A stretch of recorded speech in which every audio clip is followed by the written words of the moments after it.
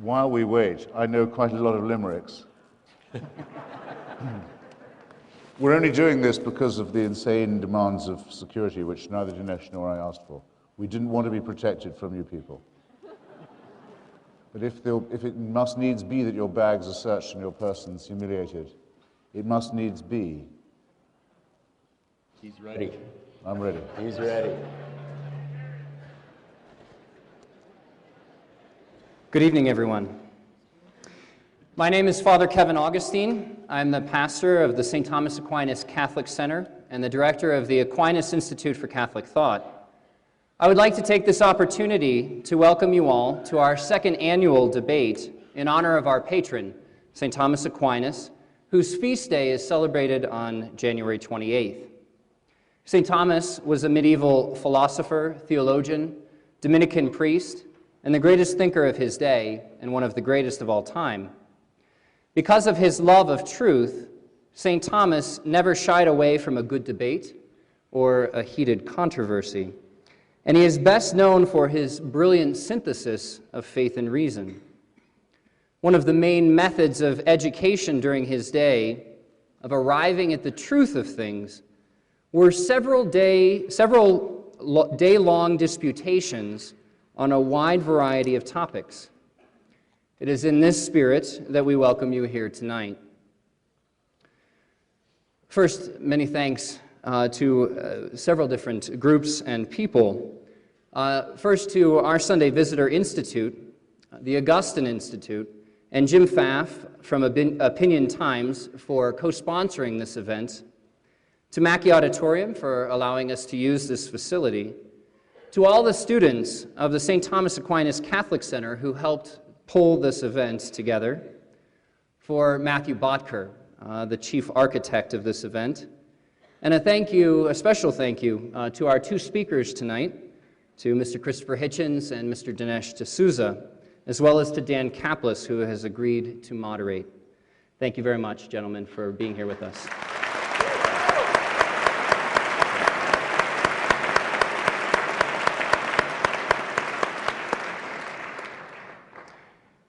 As I'm sure many of you know, survey cards were handed out as you came in tonight.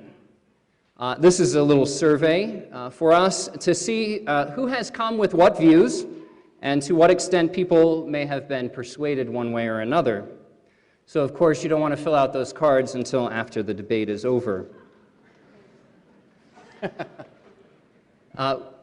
To encourage you to fill out those cards and to turn them in, we will be raffling off an iPod Touch after the debate. Not sure what that is? Okay.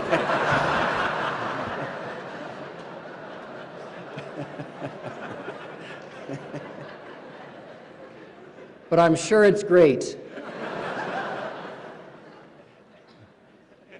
Now, to be entered in this debate, which will take place, off stage tomorrow, and we'll contact the winner tomorrow. To be entered, you must fill out the survey completely, and we will contact you tomorrow if you've won.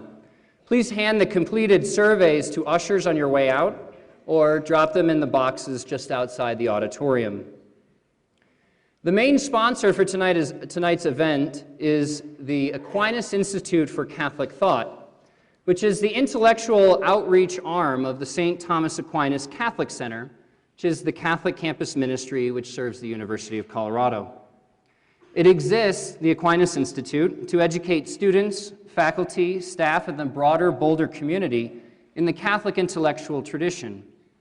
We seek to establish a continuous scholarly relationship with the University of Colorado Boulder without compromise or dilution to the gospel of Jesus Christ as expressed in the magisterium of the Catholic Church for the common good of all. As you know from tonight's event, one of the many ways that we apply this mission is through an on-campus lecture series. We bring excellent scholars from around the country, as we have tonight, to speak on a wide range of topics pertinent to our day and age. Recently, I have done several interviews in anticipation of this event. One of the most often questions is asked from genuine surprise, although to me I have to admit it's a little strange. It goes something like this. Why are you doing this? Aren't Catholics supposed to be closed-minded? Afraid of questions and disputes? Is this some new modern approach? My response has been no, this is not particularly a modern approach. In fact, it's actually quite medieval. As Catholics, we are not afraid of a good debate, intellectual dialogue, and posing difficult questions, especially the most basic, which also tend to be the most profound. Who are we? Where do we come from? What is our purpose? What does it mean to be human? How does one achieve the good or happy life in the classical sense of Aristotle? Now, we believe, of course, that reason is on our side, but why not fight it out a bit? Finally, we believe that faith and reason are not opposed to each other. Rather, they illuminate one another, and together they help the human person to arrive at truth. It is with these principles in mind that we host tonight's event. Just a reminder that this is an intellectual debate rather than an emotional one. Feel free to applaud our speakers, but please refrain from any outbursts or booing. If you are interested in finding out more about the St. Thomas Aquinas Catholic Center, the Aquinas Institute, or upcoming events, there is more information available in the entryways. Having said all that, it brings me great pleasure to introduce to you tonight's moderator, Mr. Dan Kaplis. Mr. Kaplis graduated with honors from the University of Colorado at Boulder, where he also served as student body president and was named the National Evans Scholar of the Year. Dan was then awarded a Juris Doctor degree from the University of Colorado School of Law. While at CU, Dan served on the Parish Council of St. Thomas Aquinas Catholic Center. He is a respected legal analyst, and he has been a regular guest on national interview shows such as Larry King Live and The O'Reilly Factor. Dan is the host of the award-winning Kaplis and Silverman Show on 630 KHOW. Mr. Kaplis' work on behalf of the disadvantaged has been recognized by numerous organizations, and recent honors include the Pro Vitae Award from the Archdiocese of Denver. In connection with his media work, 5280 magazine named Dan among the 25 most powerful in Denver. Mr. Kaplis is married to Amy Sporer Kaplis. They are the proud parents of two wonderful children, 11-year-old Joe and 8-year-old Caroline. Please welcome Mr. Dan Kaplis. Thank you, Father. Thanks very much. Thanks for having me. Let's hear it for Father. Not only is he not afraid of opposing points of view, but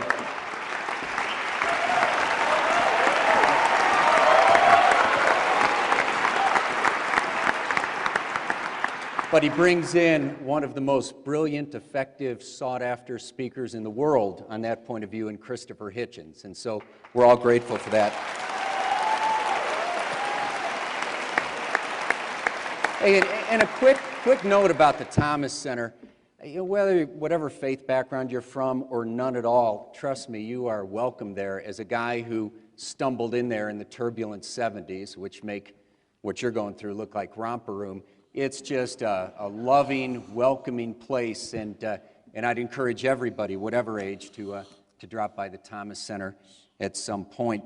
As Father said, we're not in church tonight. We know that because there are people sitting in the front row, and so that means that you're free to express yourself, but all positive, obviously, tonight. And a confession I have to make, I love prize fights. I love traveling to go to prize fights, but I've looked forward to tonight with these two guys more than any fight I can remember, because there's something about that battle of great intellects, one of the most profound issues in life that's just so much more stimulating than seeing guys, knock each other's heads off. But make no mistake about it, I mean, spending 10 minutes backstage with these guys, they truly want a piece of each other. I mean, they, highly unlikely anybody is going to leave with a broken nose, but these are two brilliant men, and they are deeply committed to their positions, and they are in it to win it. They are here tonight to win, and the format sets up beautifully for that. Unlike those presidential debates, which we all know were anything other than debates,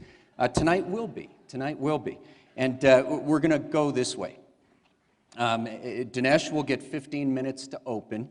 And then Christopher will have a 15-minute opening. Guy down there taking notes, that's good. If you get all this right, you get a free pass into CU Law School.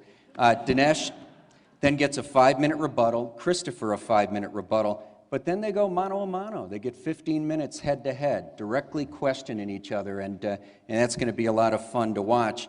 And then rather than, they've each given up some time at the end with their closing statements to give more time to you, and everybody's grateful you came out on such a cold night and packed Mackey Auditorium. So we'll have a full 40 minutes at the end for audience questions. The operative word being questions, not speeches, not statements, etc. I have the privilege of hosting a talk show, so if we have to cut people off, we will. Not to be mean, but the whole idea is to take advantage of our time with these two gentlemen. And then Father Kevin will have the taser if anything goes on too long. You don't want to be the don't tase me bro guy, trust me. Christopher Hitchens, what an opportunity tonight. Whether you come in with a point of view similar to Christopher's or like some of us with an opposing point of view, it does not matter. This man is fascinating. He is the author of 10 books, the most recent one, God is Not Great, How Religion Poisons Everything. Forbes magazine, one of the most influential liberals in the United States, according to Forbes. Of course, a prominent editor with Vanity Fair. And again, truly one of the most sought-after speakers in the world on this topic and others as well. And, equals here. Dinesh D'Souza, Dinesh, a native of Mumbai, India, and the author of What's So Great About America and What's So Great About Christianity, 2 separate books, both bestsellers. New York Times calls Dinesh one of the most influential conservative thinkers in America. Again, he, one of the most admired and sought-after defenders of the faith, and also a foreign policy analyst in the Reagan administration. Let's hear it for both of our outstanding guests tonight. My dear chap.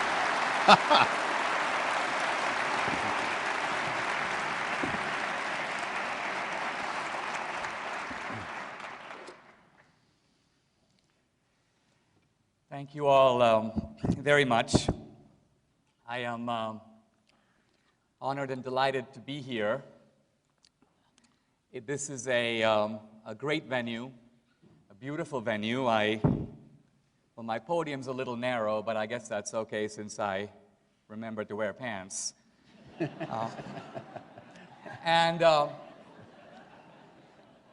This is not my first debate with Christopher Hitchens. We've actually debated a few times before. I'm not sure why we keep doing it. One of us may be a slow learner. But I will say that all of our debates have been totally different. And so I always approach these with a tremendous sense of suspense and anticipation. Well, we're here to talk about what's so great about God. And I want to emphasize that in this debate, which is in not just a secular venue, but the secular venue of Boulder, which may be for me the Lion's Den. But our approach in these debates, and certainly mine, is to make arguments that in no way depend on the authority of Scripture or revelation, or in no way presume the truth of Christianity. These are arguments that are going to be rooted in reason and skepticism and history and philosophy. In other words, Christopher Hitchens and I are debating with the same weapons. We're debating on the same ground, which is the ground of reason alone. And so in thinking about what's so great about God, I thought I would frame my remarks by beginning to ask, what are the things that are important to not religious people, not Christians, but secular people, and in fact, atheists? I've been skimming some of the books of some of the new atheists to make a list of some of the values that the new atheists, like Christopher Hitchens, Richard Dawkins, the philosopher Daniel Dennett, the bioethicist Peter Singer, what do they care about? Well, they care about the idea of the individual. They care about science as an independent and autonomous enterprise. They care about the equal dignity of women. They care about the abolition of slavery. They celebrate compassion as a social virtue. I want to argue that it is not merely the idea of God, but very specifically the active work of Christianity that brought these very values, secular values, into the orbit of Western civilization, and in some cases, into the world. Now, I'm hardly being controversial in asserting that Western civilization, our civilization, is built on two pillars, Athens and Jerusalem. By Athens, of course, we mean classical reason, and by Jerusalem, I think we mean the combined legacy of Judaism and Christianity. And if you look at a list of what we can for a moment call the atheist virtues, we can ask, is it true that those virtues are ours, shared by believer and non-believer alike, because of this legacy of Athens and Jerusalem? Consider for a moment the virtue of compassion. One can go to ancient Greece and Rome before Christianity and look for that virtue. Aristotle makes a list of the virtues. Compassion, by the way, does not appear on the list. For Aristotle, it's something more like a vice.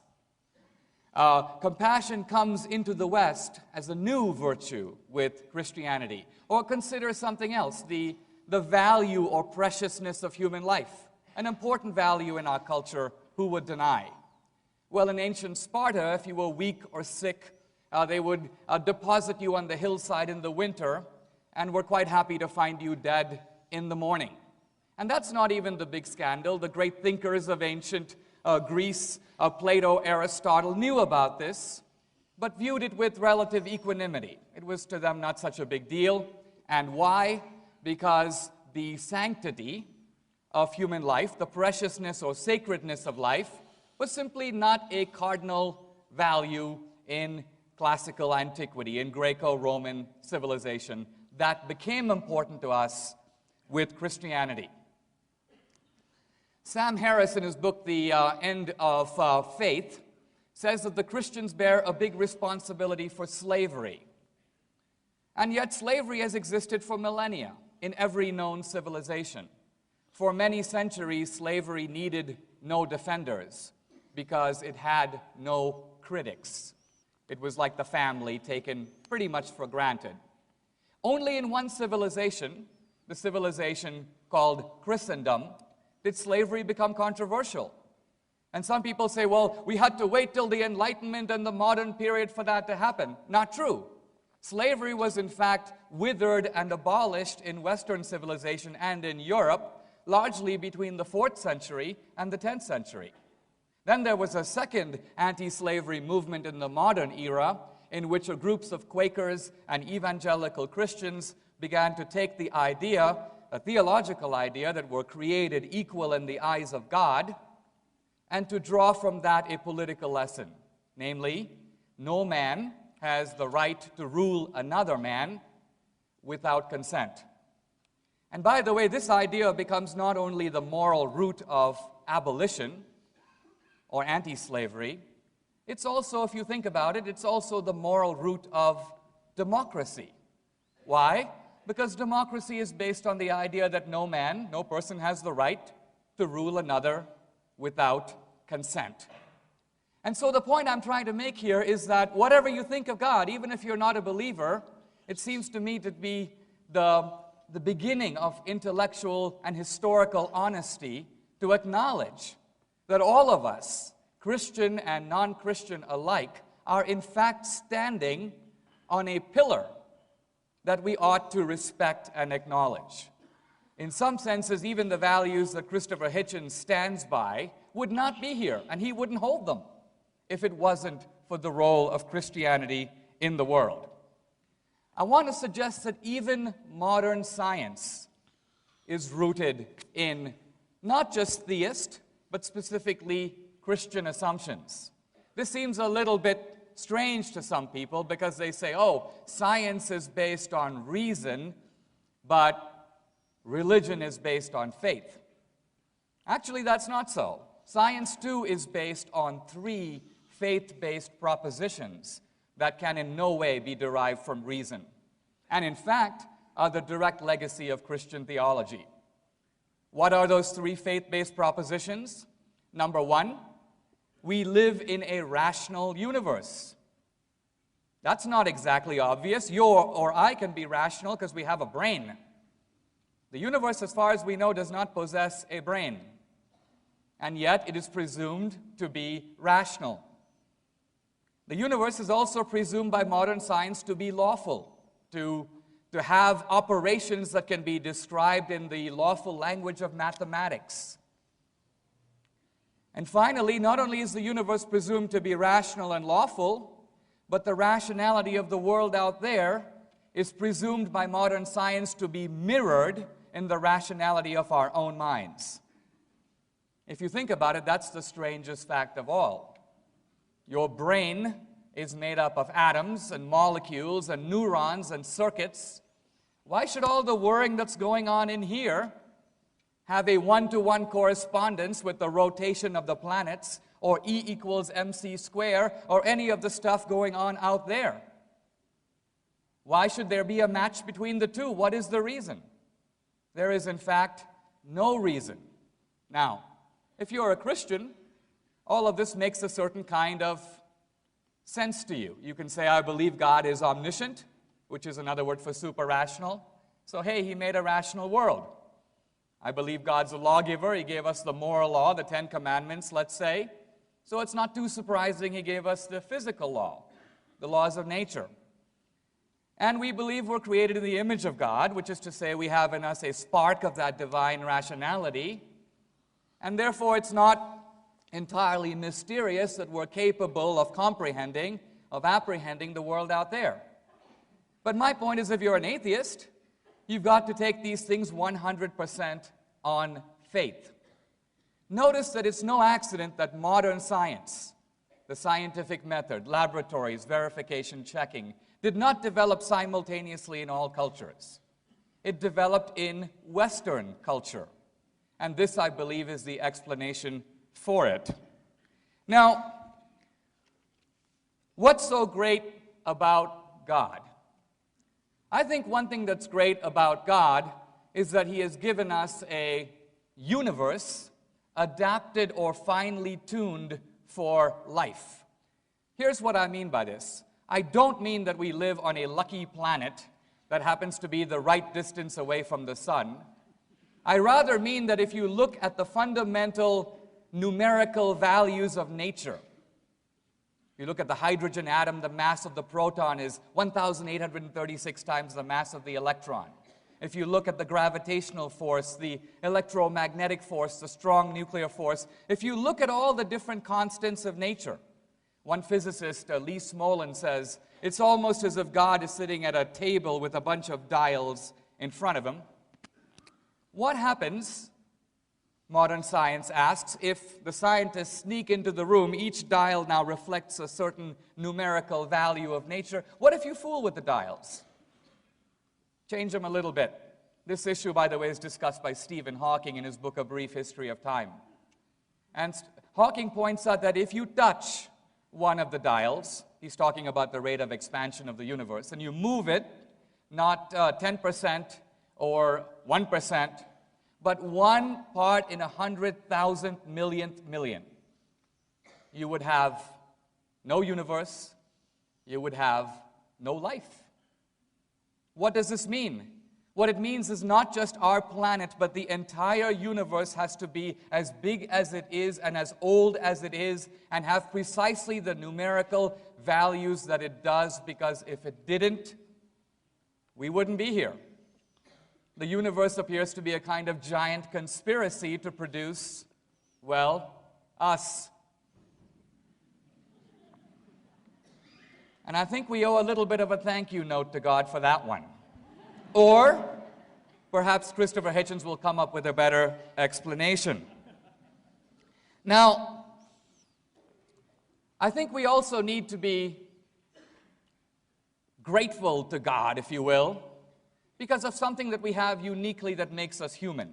Something that in some strange sense almost appears to defy natural explanation. And by natural explanation, what I mean, of course, is not just the explanations of evolution or Darwin, but in a deeper sense, the explanation of being captive to physical laws. While all objects in the universe operate according to fixed laws, a stone, for example, has no choice but to roll down a hill. A cheetah has very little choice but to run after an antelope.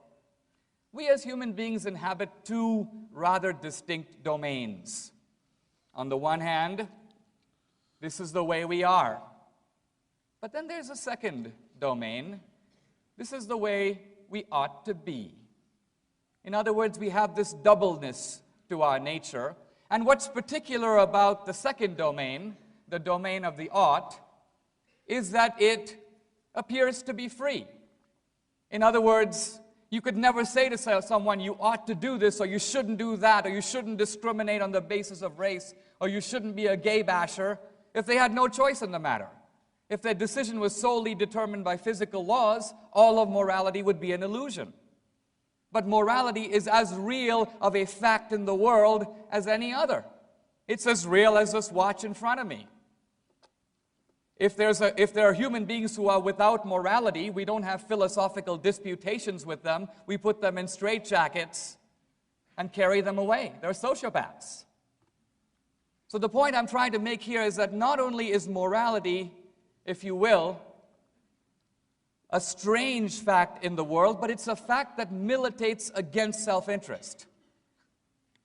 And that is part of its peculiarity. Now, if you're an atheist, you might say, I'm grateful to Christianity, I'm grateful to the legacy of Christianity. No. What should I do about all this?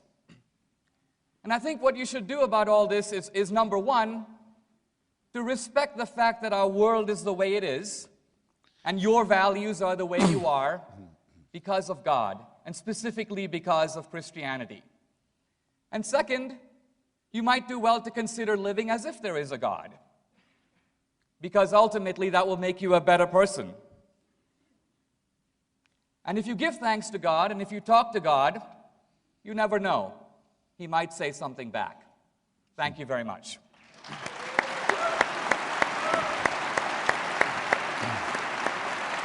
Shall I just do it? Yes, sir.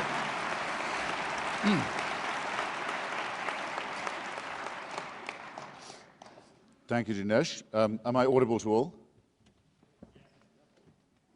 Make it more convincing. Can you hear me? Okay. Thank you, Dinesh. Dinesh is quite right to have said to you that there's no element of prearrangement in any of our debates. We've never concerted or compared notes before starting, and I hope we never will. We've never given the same speeches twice. We've sometimes repeated each other and each other's arguments, but there must have been an energy leak somewhere this evening, because he wanted to praise me and my fellow atheists for our compassion. There must be some mistake here, at least in my case. One of the very few times I've ever felt like being a Christian is when reading how the early church fathers lost for an account of why it is fun to be in paradise. The alleviation of the first 100 million years of saying thank you, for example. Would say, well, at least you can go to the lip of the thing and look down and see the screams and wails and torments of the damned when you want to be cheered up. And I think, that's me. I'd be religious on that basis. One of my very few pleasures, actually, is crowing over the misfortunes of other people and trying to add to those misfortunes. And I'm hoping, in fact, to score a few points of that sort tonight. Thomas Aquinas, like me, didn't believe in astrology, or rather he didn't think you should try it because it would only let the demons in. He thought it was a very dangerous science, the sort of thing that could allow the devils a foothold. Unlike me, believed himself capable of levitation, had a higher opinion of himself, in fact, as a debater than I do of myself. But Dinesh has left me with no alternative but to start at a position I hadn't ever begun with before, which is to ask anyone here if they've read a novel called When It Was Dark by Guy Thorne. There's an off chance. I thought someone waved there. It was a huge bestseller before the First World War, enormous international bestseller. I'll very quickly summarize its plot for you. From Palestine, there comes a report that the bones, the grave, in other words, the cadaver, the remains of a Nazarene martyr, evidently someone who'd been subjected to crucifixion, have been discovered in a tomb where a stone had to be rolled away to unearth it. And more the rumor is believed and reported in international press that the mortal remains of Jesus of Nazareth have been found. What are the consequences? Well, the consequences are just what you would expect. People start having sex in the streets. They don't care for family values anymore. They dissolve the ties of kinship that bond them with their own relatives, indeed with other human beings. They steal, they rob, they cheat, they lie. All restraint is gone. And it's only by the miraculous discovery that all this initial story is a fraud, put around by Jews and secularists and Freemasons and other riffraff, that morality is restored to the human race. I recommend a reading of this piece of trash novel, which makes the Da Vinci Code or the Left Behind series seem like Proust or Balzac or George Eliot.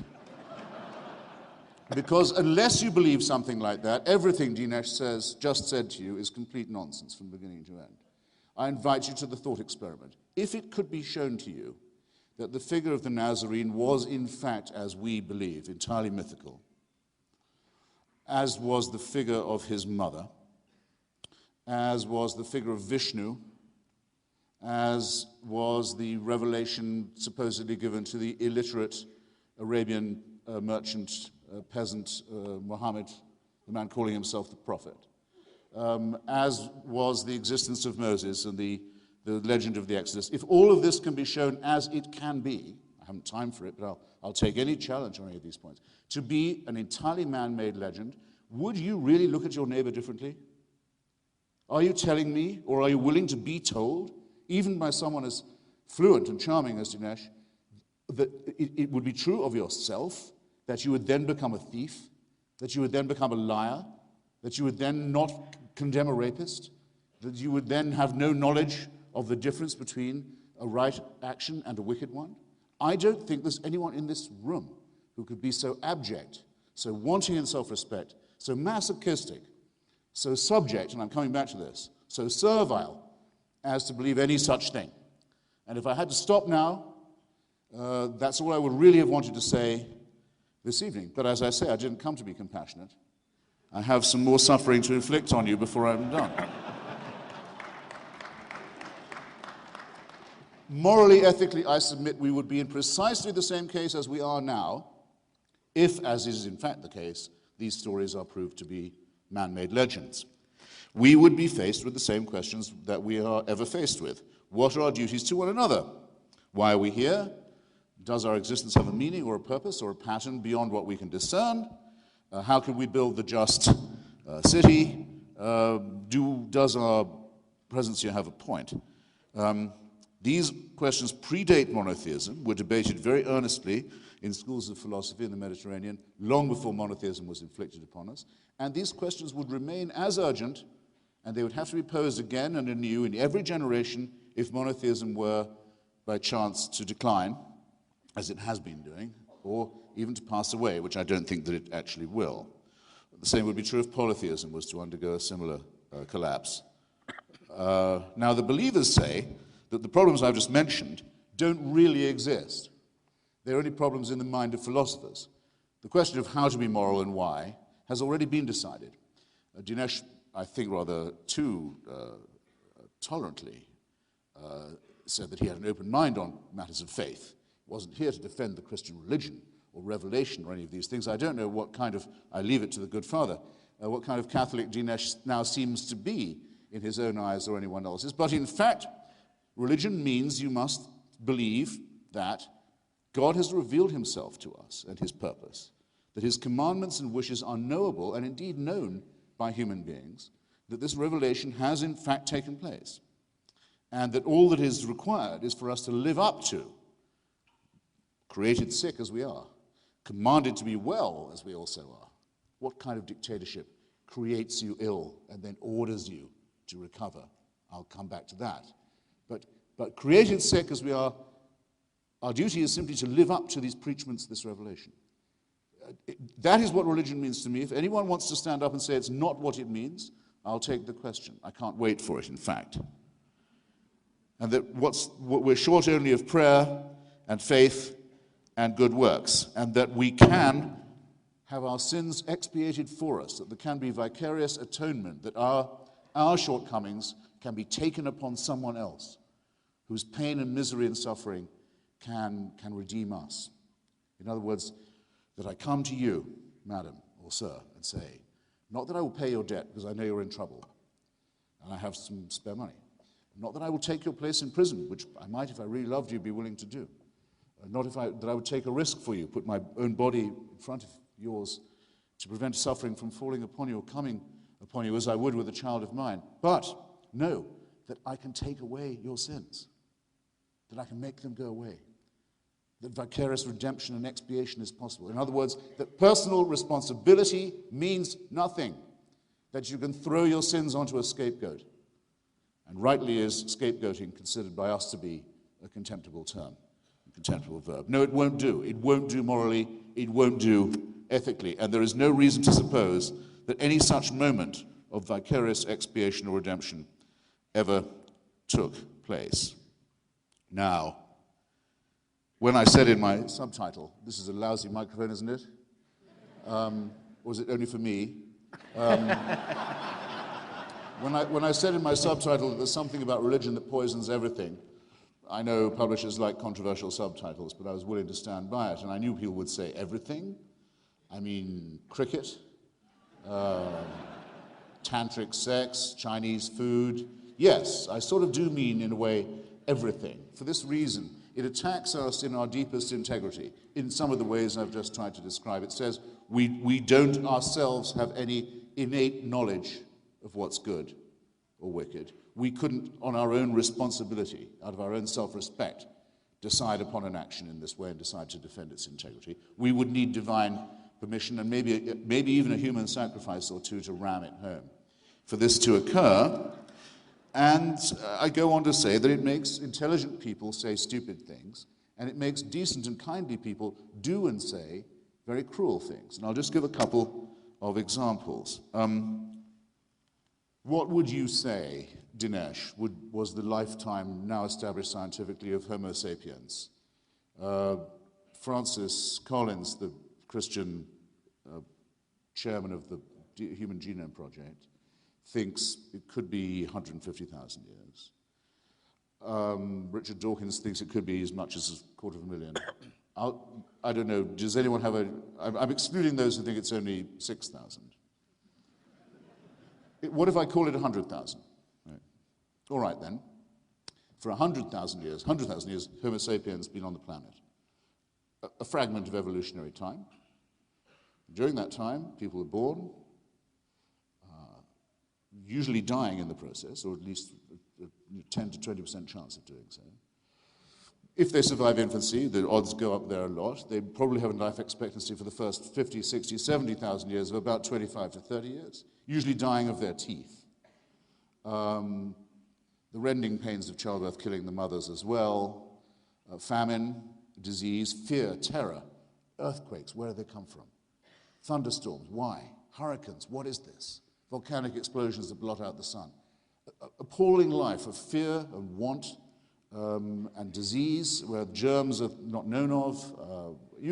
Don't have to draw you a complete picture. And that's to leave out the wars over territory, over sex, over womanhood, over possession that additionally take life. And this is the Hobbesian situation. Life is, as Thomas Hobbes describes to Leviathan, very nasty, brutish, and short. And I'm just asking for 100,000 years of this. For the first 98,000 years of it, heaven watches with indifference. Who cares? Doesn't look terrific, but, they're inching along, I guess. I mean, sometimes moving forward, sometimes a bit back, but no, Anyway, let's just see how it goes. 2,000 years ago, it's decided, actually, now we have to intervene. But only in illiterate parts of the Middle East, to reveal our face to this species and tell them how to behave. That should do it. Now, I can't prove that that did not happen. I cannot disprove that, but I can say of someone who does believe it, that they're willing to believe pretty much anything. And I don't just mean believe pretty much anything that they're told. I mean to believe almost anything about their deity. Because if that is how it happened, it's the same as saying that a universe that contains perhaps 100,000 million planets contains just one, which has one favored mammalian species alone chosen for salvation, while the others go into black holes, white dwarfs, shooting stars, imploding comets, and the rest of it. You could believe that if you want. I can't tell you that wasn't the design. But I can tell you, or I can assert, I can make you think, I can ask you to consider whether the person responsible for this is not either very incompetent, very tinkering, very capricious, or very, very cruel. And I won't let you I hope I won't let you go home without leaving these questions in your mind. I'm not going to answer them for you. I'm going to hope I've placed them where you'll have to think about answering them for yourselves. And I see my time is very nearly exhausted. In other words, I think that our morality is innate, our ethics are innate to us, as they are in other mammalian and primate species. It's observable that there are solidarities, there are ways of group behavior, family function and so forth that make it clear that without this kind of evolution we wouldn't be having this discussion. We wouldn't be here if we only looked out for each other, and other primates and mammals know this too. In that case, since the evils are innate in us as well, what are we to do? Are we to invent another supernatural person who's responsible for those, as the religious tend to do? Those don't come from this God, they come from another God, an evil one. Well, fine, if you wish, if you want to do it, if it makes you feel better in some way, invent another supernatural entity. There's an infinite multiplication of them that you can do, as Aquinas did with the demons, as Muhammad did with the desert jinns. Keep multiplying these assumptions.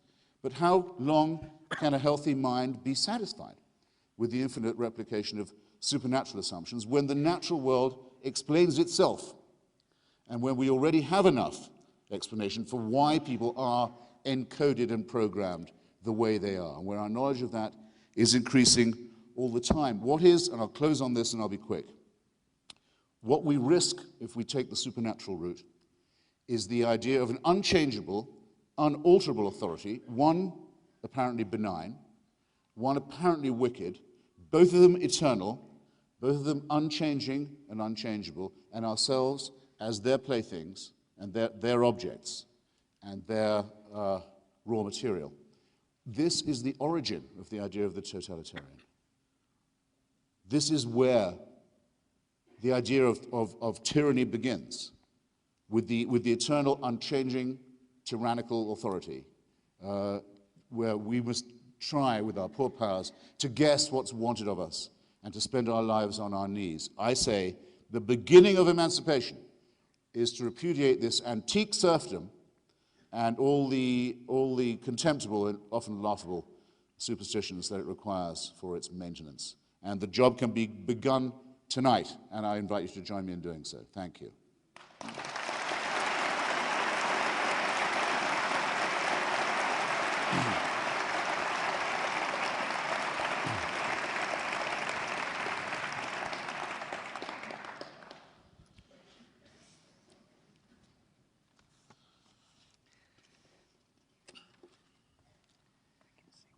When I first came to America from India, as an exchange student, I was assigned to live in Arizona.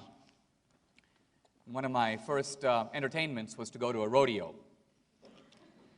I feel like I'm back at the rodeo, by which I mean in listening to Christopher Hitchens, I see a point here, a point there, but also a lot of bull in between.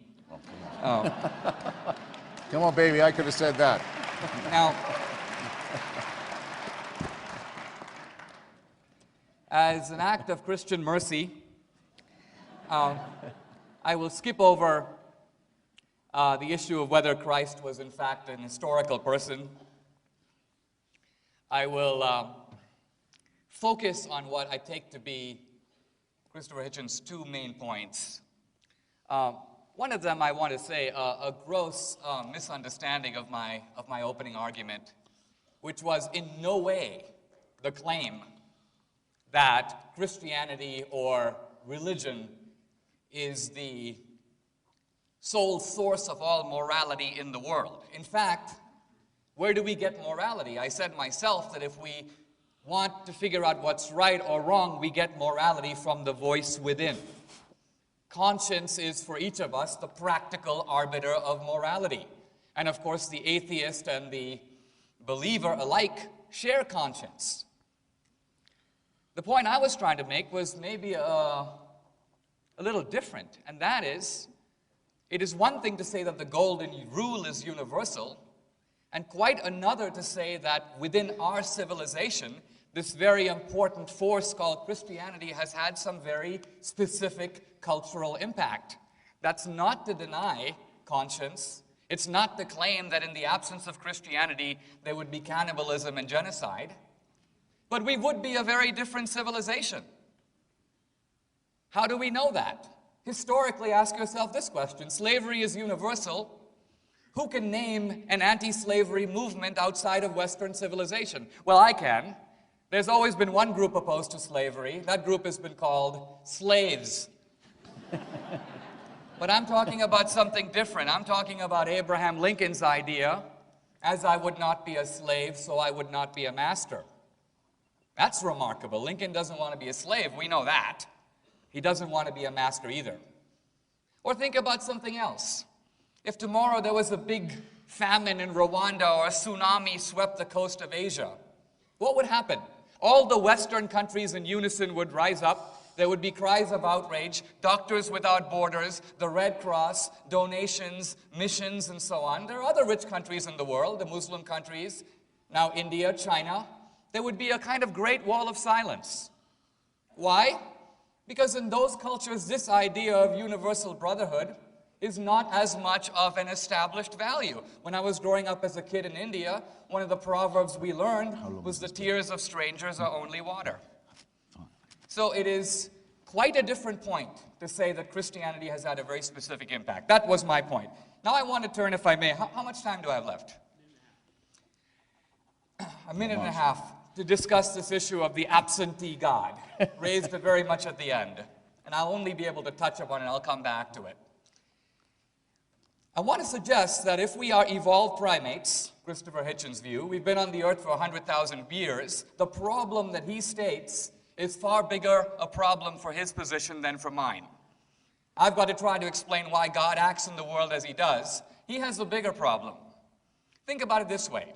If we're evolved primates, about the same size as we are now, with about approximately the same brain size we have now. Nobody claims that Homo sapiens has radically altered in this interregnum. History becomes a complete mystery. Because if you go into history class here at the University of Colorado in Boulder, and you say, I want to hear about human history, they say, let's begin with the Sumerians, 3500 BC. Then we'll move on to the Egyptians. In other words, history begins around the year 3000 BC. So my question is this: if we are evolved primates, about as smart as we are now, how is it the case from a completely secular point of view that Homo sapiens, for the first 95,000 years of its history, accomplished absolutely nothing? In other words, no wheel, no plow, no writing, and then suddenly, mushrooms of civilization, the pyramids, and then the Cathedral of Chartres and the Cathedral of Notre Dame, and pretty soon we're on the moon and we're using iPhones. It's almost as if human history is this great airplane trying to get off the ground. For 95,000 years it goes up, bang, up, bang, up, bang. And then suddenly, mysteriously, about 3,000 years ago, take off. I might almost venture to suggest that it almost seems as if some transcendent creature leaned into the world and breathed some kind of a message or a soul into man, and suddenly savage man became biblical man. And that seems to give almost a better explanation of this dramatic takeoff of human history than the lame assertion that we've been around for all this time, and only in the last 1% of our life did we start figuring out stuff. And so it seems to me that we should be skeptics. But Christopher Hitchens is a one-way skeptic.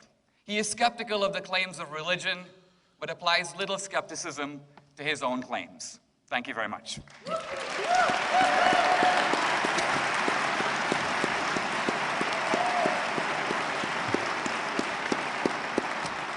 done. Well, now, Mr. Chairman, I have to take back some of the nice things I was just saying about Dinesh. One of them has to do with the pre-arrangement. I've heard him make that point about the bull's horns so many times now. Tonight was the lamest. I've also heard him try it on other people. I hope this is the last time I have to hear it. I noticed it didn't go down that well. It's because it's not that good. He was also never at that rodeo. To his second point, which I can scarcely believe I have heard made, let alone, and some of you should blush on your way home, let alone applauded. Yes, of course, the reason why civilization stopped being barbaric and why stuff started to happen was the arrival of monotheism. I mean to say, there is a one-word refutation of that, I think. Do you want to know what it is? You've guessed. This is a university, China.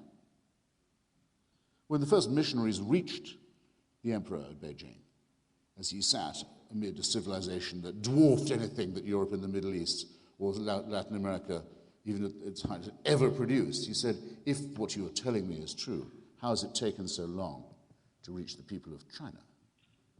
No, I'm sorry, there are some arguments that just won't do and don't require any further refutation. The lost years, the lost millennia of the misery of human prehistory have to be taken into account. And after all, we were invited to touch upon them by Dinesh in considering the difference between antique and modern slavery. All right, I'm not going to reject a challenge like that. And slavery in antiquity was this: you lose, our civilization has conquered yours, you now work, you the victims, you work for us. You're machines from now on, you work under our lash, you build our system for us, you build our walls, you dig our canals in return for our rations. Woe to the conquered. You can easily see how it happened. It is only with the arrival of religion that it is said in holy books that certain people are born as a race or people to be the masters, and others to be dispensable, either to be slaughtered, or when most of the slaughter is done, for the remainder to be kept, often female, as slaves. In every holy book, from the original holy books of the Jewish people through those wrongly adopted, in my view, mistakenly adopted by the Christian religion, to the Quran, to the Book of Mormon, slavery is mandated, and those who are born into it, usually by a different colored skin, are clearly, plainly identified, usually as the sons of Ham, or some such nonsense, pseudo-ethnological garbage. Okay? That's what's different. So, in the waning centuries of this foul system, it is true that some Christians, out of conscience, turned against it. Wilberforce is one of the best known. William Lloyd Garrison, who later became a secular humanist, is another very famous case. But it was never not the case, and this is what Abraham Lincoln pointed out with such irony and bitterness. It was never not the case that all the justifications for slavery were religious too, and that all the leaders of it, and all the profiteers of it, were taking their text and their authority from the Holy Scriptures. That's what you can't get over, and that's what you can't accuse the Babylonians and the Sumerians of doing. So my point remains exactly what it was. Not that religion doesn't make people behave better, because it quite plainly does not, but that there are things in it that no secularist would regard with, other than the horror that we now reserve for things like cannibalism and slavery. The genital mutilation community, ladies and gentlemen, is exclusively, as far as I know, a religious one. The mutilation of the genitals of children, forcible mutilation of genitals, is entirely scripturally mandated. The suicide bombing community among some Tamils in Sri Lanka may or may not be partly secular. It depends. Some of them are very extreme Buddhists, and some of them quite extreme Hindus. But for the most part, the hideous idea of suicide murder is a religious mandate, not just something that has religious authority, but is a commandment. People wouldn't do this if they didn't have faith. I'll open our next session with a question. I'll make it my closing, because I think it's time for mine. And I'll ask it not just to Dinesh, but I'm hoping to leave all my questions in the minds of all present for this evening. There's a baby born tonight in Pakistan. Would you rather, from the point of view of ethics, morality, the advance of human civilization, that this baby adopt my views of secular humanism, or that it become a Wahhabi Muslim baby? Because if you think that religion is good for people, I don't see why you don't say the second. And if you don't say the second, I think you ought to work out why you don't say the second. And if you prefer it over me, see me afterwards. Okay? Thank you.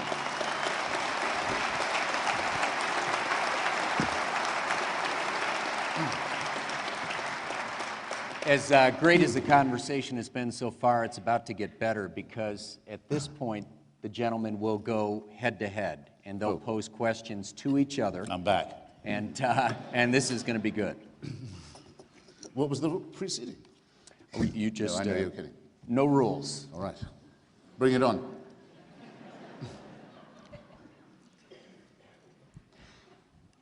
I think I would agree with you if given the choice between the Hitchens philosophy or Wahhabi Islam, I'd have to go with you, Christopher, although by a fairly narrow margin. But I could easily turn that example on you and say, if you had to choose between someone adopting my philosophy or becoming one of Stalin's henchmen, trying to eliminate religion from the world and establish the workers' paradise, my point is you've got to compare like with like. You can't compare. One of the things that's very striking, and you see this very often, is that the worst manifestations of religion are compared to the greatest achievements of science. Nobody says, let's compare primitive religion to the science of Thales. It's always, let's compare the worst of religion to the best of science. Well, this is a questioning session, so we're going to go a little bit back and forth. Let me pose a question to Christopher, picking up this issue of whether or not Jesus is mythical, because you emphasized it with some ferocity. Do you believe that Alexander the Great was in fact an historical figure? Yes. Do you believe that Socrates was an historical figure? No. What about Aristotle? We think that it's a sure thing that Aristotle was the tutor in philosophy of Alexander of Macedonia. The figure of Socrates is not known to us except through descriptions of him by, I have to use the word, later disciples. But it doesn't matter, you see, I can still say I'm for the Socratic method. Well, I think nothing depends for me on the demonstration of his physical existence, it's a matter only of ideas. No, the point I'm trying to get at here is this, and I'm trying to show the way in which you are essentially abandoning all canons of historical scholarship when it comes to the ancient world. You're applying a standard to Jesus that you'd never apply to other figures, which, I mean, I don't know if there's a philosopher in the world who considers Socrates to be entirely mythical. I didn't say that either. I said we have nothing that we could call historical proof of his existence. I'm not at all varying my rules. They're the same as they were for the Nazarene question. We have pretty good historical proof. We have Plato, we have Xenophon, we have Aristophanes. Why would all those guys make up Socrates when some of them approaching him critically, some of them approaching him? So historians generally agree that there's no good reason to make up Socrates. But the reason that you've got to say he might have been made up is you're establishing essentially an impossible canon of historical verification. Most of the historical figures in the ancient world are attested to by one or two, or in Christ has probably more attestations than many other figures whose historicity you wouldn't doubt for a moment. Dinesh, I don't know why you're doing this to yourself. The I'm doing it to you, the existence of actually. the Macedonian royal house is an archaeological question as well as among many others. It's decidable in innumerable ways. The probability of there having been someone with the one name of Socrates is very high, but it can't be absolutely attested to, and it doesn't need to be, because those ideas would have been in someone else's mouth if they weren't in his. The idea, it surely is important to you that the physical existence of Jesus can be proved in a rather different way, since he is the Son of God, and the Word made flesh, and born of a virgin, and by his death we are all healed. So you've got a little bit more riding on this than I do, my point. and you've got no evidence for it. None. We're not. There is no evidence for any of these propositions. I may have a lot riding on the resurrection, and we're not talking about those things. We're really saying what you seem to be saying. I'm sorry, but I am insisting on talking What about you seem to be saying, even though we have we have the Gospels, we have the Acts of the Apostles, we have the testimonies of Suetonius, Tacitus, Roman sources, Greek sources, Jewish sources, including Josephus, then we have an early Christian movement following Christ that has no incentive to do so. They're in a persecuting Roman Empire. Many of them go to their debts because of Christ, and you're saying they all went to it because of a made-up guy. That's historically preposterous. No, it's and not. most historians agree with me. the willingness of people to die for a rumor or a delusion or an illusion is very well attested. There's no element. There's never been, alas for our poorly evolved mammalian primate species, there's never been a period of history, however modern, where that won't happen. Look at how many people are still willing to do this for Joseph Smith, for example. Or for a deluded epileptic called Muhammad, a plagiarist of some of the foregoing. I repeat, if you will accept this for one, will you not accept it for all? Or are you not obliged to accept it for all? Are not all these prophets and revelations equally valid or equally false? My position is at least intelligible. Let's come to your question about... And consistent. Let me ask you about the question about religion poisoning everything. And I want to read a list of a few names. Dante. Did religion poison Dante? Did religion poison Shakespeare? Did religion poison Milton? Did religion poison Bach? Did religion poison Handel? Did religion poison Michelangelo? What about Bernini? What about the guys who did the Gothic cathedrals? Yes or no? Yes to Dante.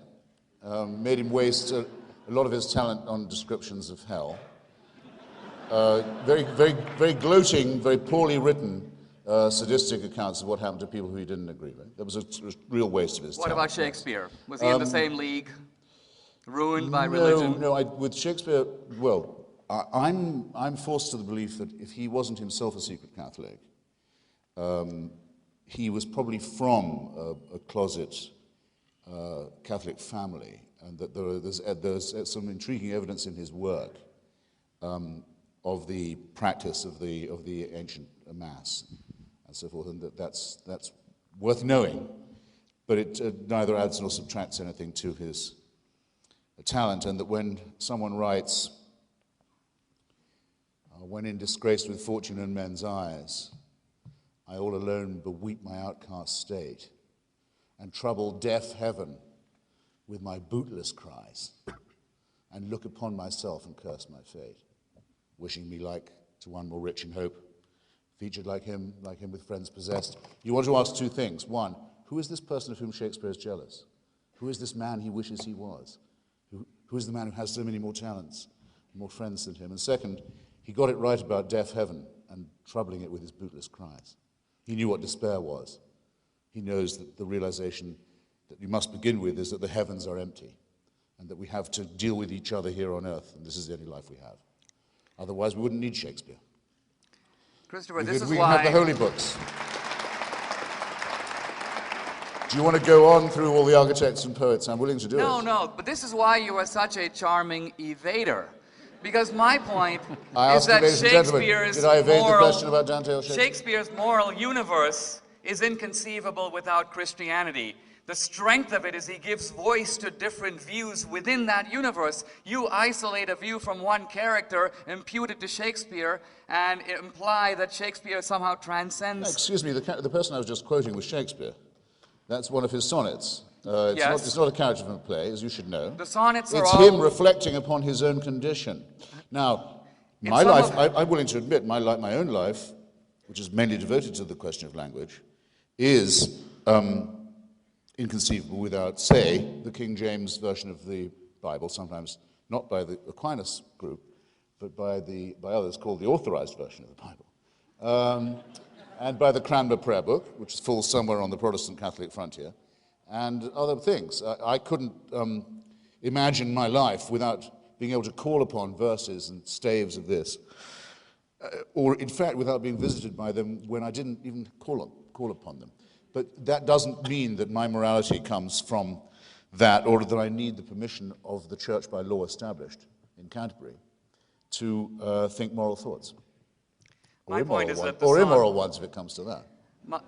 The point you're missing is not the King James Bible, but the sonnets have narrative voices behind them. Some of them are said by a young man. Some of them seem to be said in a homosexual tone. Others are clearly heterosexual. So in literature, because someone wrote a sonnet, that doesn't mean it's their opinion. But it's your turn to ask me a question. Well, you know that, I suppose one of the things that most upsets and depresses and alarms and nauseates secular humanists is the sectarianism or any appeal to it. In other words, I didn't want Rick Warren at the inauguration, not just because of his apparent...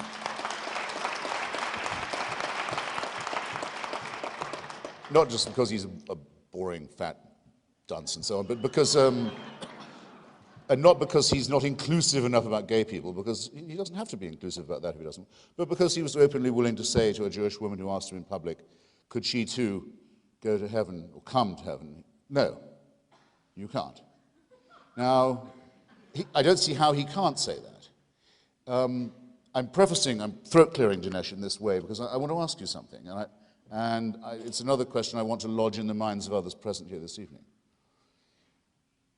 To be a Roman Catholic is not to believe that religion is a good idea, all right, or that God is a good thing, or that the Bible contains some true stories. It is to believe those things too, but it is to hold the belief that if you're not a Roman Catholic, you're not going to be saved. Now, so I'm asking you, and we now have a fresh occupant of the Holy See, Mr. Ratzinger, as he'll always be to me, who is increasingly determined to restore the doctrine of ex ecclesia nulla salus, that there is not just the church, but there's one church, one true church. Well, I'm going to ask you anyway, and you must have asked yourself, and I'm going to ask everyone else present for their consideration. Do you think that's true or not? I think it is not true, and I think it is also, not only is it not true, it is actually not the Catholic position, and... Stand up, that man. And to go even further, I don't even think, I think you've got to be careful here because... I was trying to be. Even from an evangelical point of view, you mentioned Rick Warren, and even if someone takes the Bible for what it says, literally, I'm not a biblical literalist, but even if you were, the Bible says really very clearly that Jesus is the way, in fact the only way, to salvation.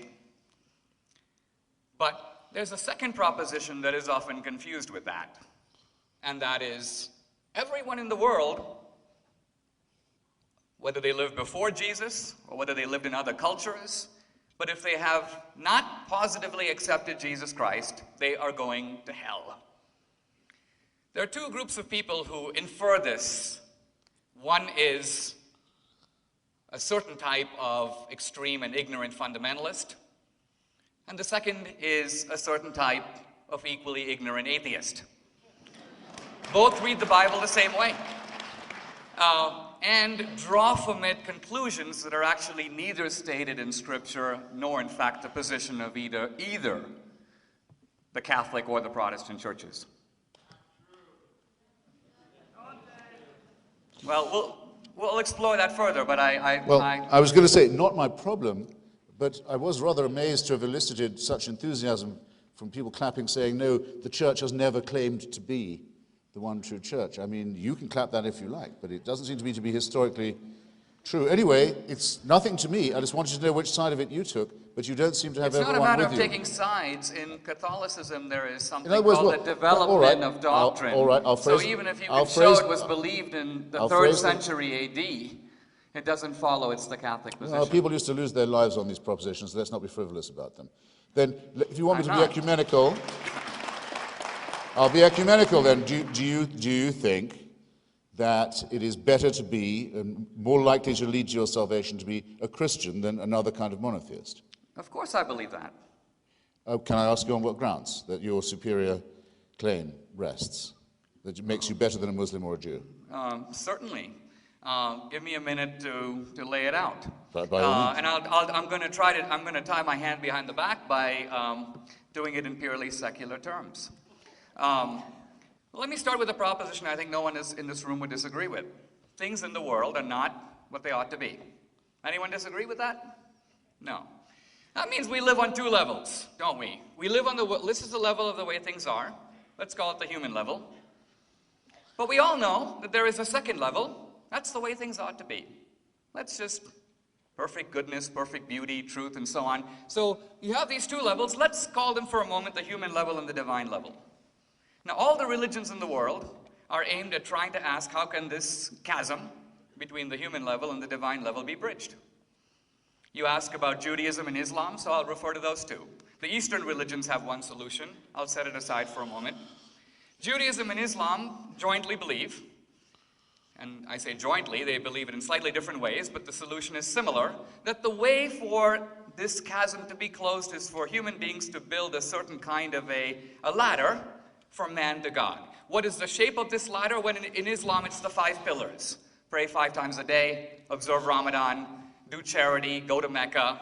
In Judaism, it may be different. Dietary regulations, and so on. But the idea is these are human efforts to ascend to God. Christianity is different, maybe not better, but it certainly is different in declaring this project wonderful and noble, but impossible. That this human effort, however gallant, cannot close this enormous gap.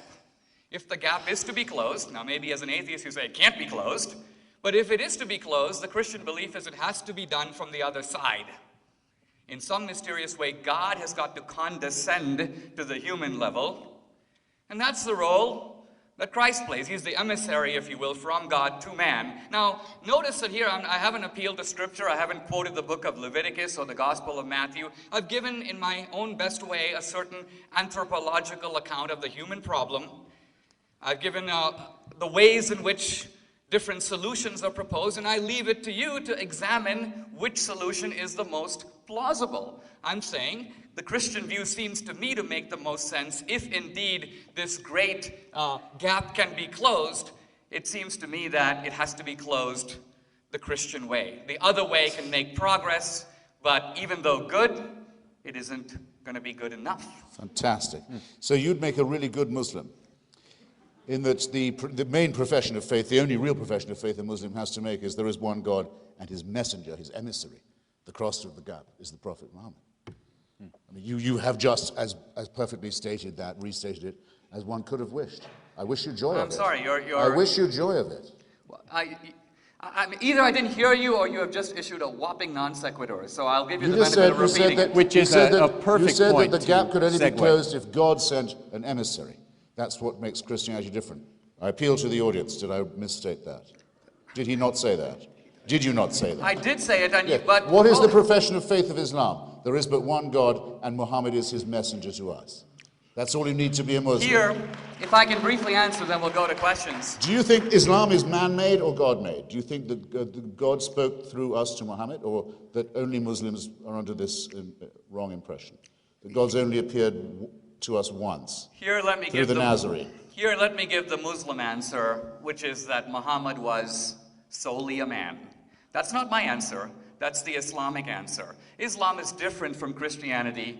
In Islam, Muhammad is in no way considered to be God's special messenger. Muhammad is believed to be the illiterate and unworthy recipient of Allah's revelation. He does in no way occupies the same position in Islam as Christ does in Christianity. So the equivalence that you're suggesting between Christ and Muhammad is simply wrong. It's crossing the gap in the same direction, though, isn't it? Surely. You said the gap had to be crossed not by humans building up towards heaven, but heaven coming down towards us. Well, quite plainly, the Quran is the same in that respect. I'm asking you a different question now. I'm saying, do you think that those who believe that God ventriloquized himself through the Archangel Gabriel, oddly enough, through this illiterate, that's a true statement, that did happen, might have happened, could have happened, or didn't happen? I don't believe it did happen, but the point I'm trying to make gives that us you're something in missing. common. Obviously, I don't accept the revelations of other religions, but the point I'm trying to make here is that the Islamic solution is radically different from the Christian one. Whatever Allah's revelation to Muhammad, it was not vicarious atonement. It was not the idea direction. that God is closing the gap. It was rather that human beings have these social and legal and civic duties. In other words, in Christianity, you have the idea, for example, that morality is intentional. If you've contemplated the sin, Christ says, in a sense, you've committed it. In Islam, it's very different. Thought crime. One second. The mullah Thought doesn't... crime. Totalitarianism again. Thought crime. Whether it is or not... We know what you're thinking, and we can punish you for it. Totalitarianism defined. Tyranny defined. Thought crime. You said it for me. It might be a thought crime. Christ says nothing about punishing one's thoughts. Christ basically is simply defining the nature of sin. Our legal system is based on the idea that offenses rely in part on the intention. That's why a first-degree murder is different from a crime of passion, for example. That's another example of the way that Christianity has shaped our legal culture. No one comes to the Father except by me. That's not judging you on what you think. But it's one thing to say. It's one thing to say that Christ is the means by which people get to heaven. And it's quite another thing to say that everyone who hasn't explicitly accepted Christ is damned. In fact, the Bible itself disputes that. In the book of Luke, we know that Abraham is said to be in heaven. Well, Abraham lived before Christ. He obviously didn't accept Christ, and yet he's in heaven. So the Bible itself confutes your assertion that a positive affirmation of Christ is a prerequisite for salvation. No. The Bible is incoherent. That's a quite different statement. Well, you're just choosing the parts The that Bible you can... The Bible is thoroughgoingly through and through incoherent. That doesn't make me inconsistent. Not inconsistent, only selective. Gentlemen, on that note, I'm feeling a little like Gwen Eiffel here, you know. But why don't we do this? A round of applause for both gentlemen, and we'll go to questions from the audience.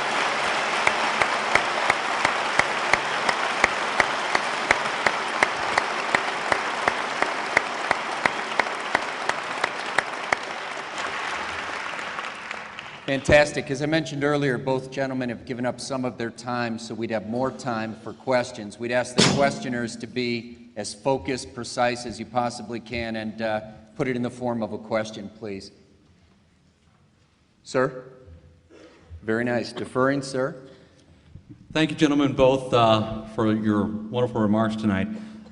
My question may be an entirely whole new debate. I'd like to hear both of you respond, but in particular, Mr. Hitchens, I address this question to you if I can't get response from both. Mr.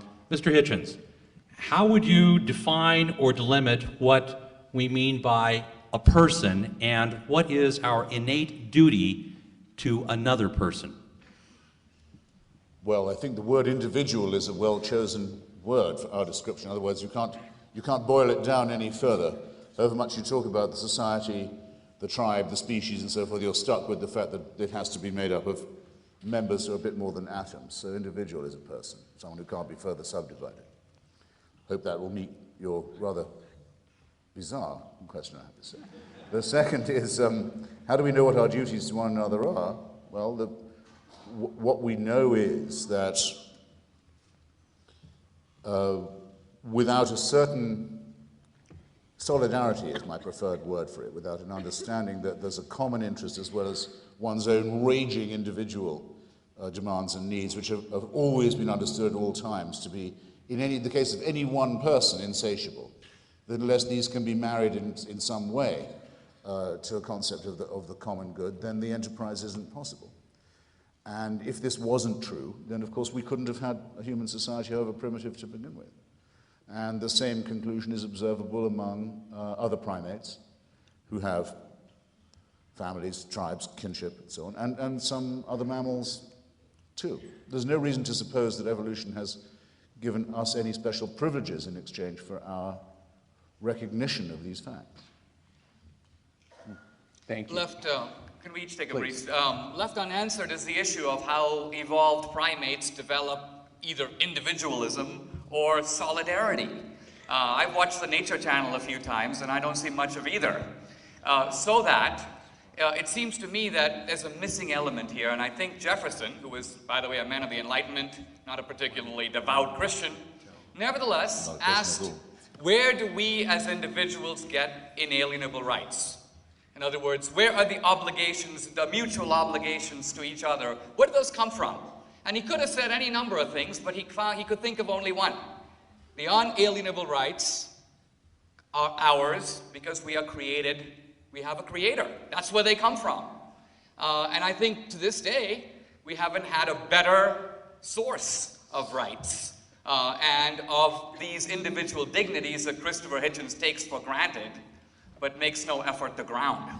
Okay, then I'll have to, if you don't mind, because as a minor member of the Jefferson Biographer Club, I'll just have to say what I think about that.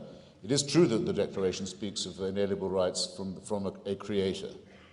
But in my opinion, this is a negation of what had been, up till then, the only way right was ever mentioned, which was that there was a divine right of kingship. If you recall, that's what was being overthrown. Had already been overthrown in part in Britain, was being overthrown in the United States. The claim of the king to have his authority from the creator was false. Now, if that claim is false, and I believe that it is, there is no divine right of kings, you can do one of two things. You can either say, well, if there are rights, then everyone should have them and claim them from the creator, which is a sort of tautology. Or you can say that rights don't come from a creator, that they are innate in us and in our species, and we'll get the ones we fight for and defend. We won't get the ones we don't. And most of the time, we're defending these rights against theocracy. May I be offered just one thought? I think you are right that Jefferson is opposing divine right, but here's the truly profound thing. Rather than deny divine right completely, Jefferson makes a very different move. He transfers divine right from the one to the many. In other words, Jefferson shows by his statement that he agrees with divine right, but the divine right is not conferred on the monarch. It is conferred on the people as a whole. Well, but that's precisely the error I was just identifying. If you can suck one right out of your thumb and call it divine, why can't you say, well then, oysters have the same right, that it comes from their creator? There is no, as you yourself have pointed out, with the rights industry, no real limit to this, especially if you attribute it to the divine. Generally speaking, though, the struggle for rights is a struggle for humans to assert themselves against other humans who want to oppress them in the name of God. Do you mean, sir, that we do not have, and it's me again, the questioner. Yes, sir. Do you mean then... You suddenly seemed a little, what shall I say? Omniscient? It just came from somewhere else. Gave me a nasty turn.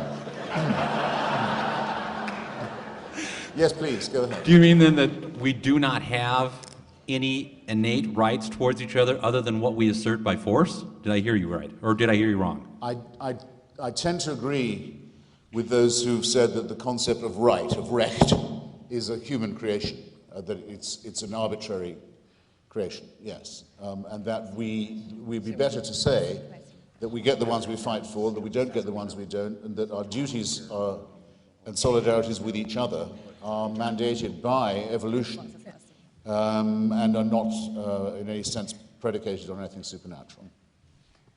Thank you. Sir? My question is looking a little bit more forward. You mentioned earlier, imagine if Jesus Christ had been proven to no longer be God or God's Son. Imagine, if you will, a future where science is accepted as a total dogma of thought and reason is the ultimate arbiter. In that world, would humanity not find its own ways to tribalize again and have its own strife? There's the TV show South Park has a funny episode about this, where they actually say in the future they fight over science as opposed to fighting over God. And for you, Mr. D'Souza, in the same way, in a world without God, is it really so unimaginable? I mean, is there a possible way? Could you imagine a future without it in the sense of humanity still being humans? And I'd also be remiss to say, in the great tradition of these debates, is it possible that you gentlemen might be able to go to a pub after this and continue over beers? I'd be happy to buy.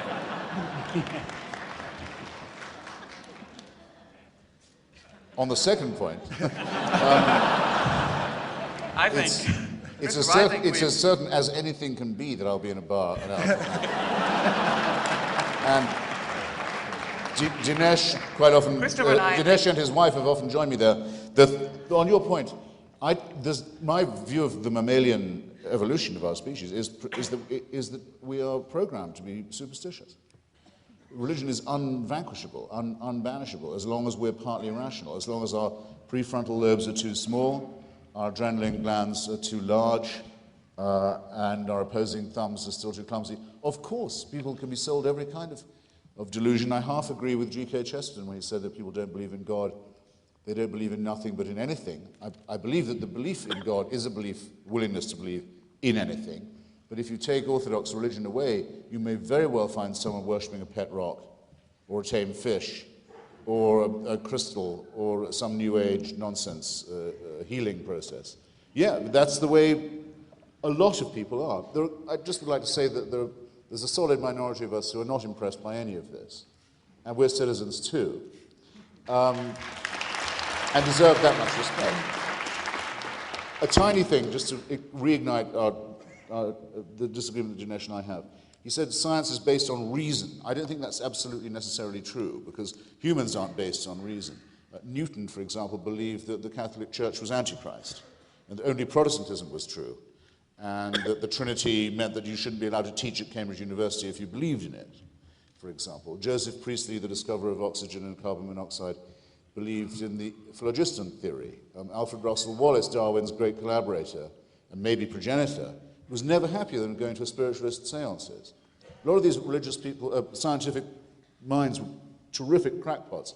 It's not until Einstein, really, that you get something like pure mind as a scientific expression.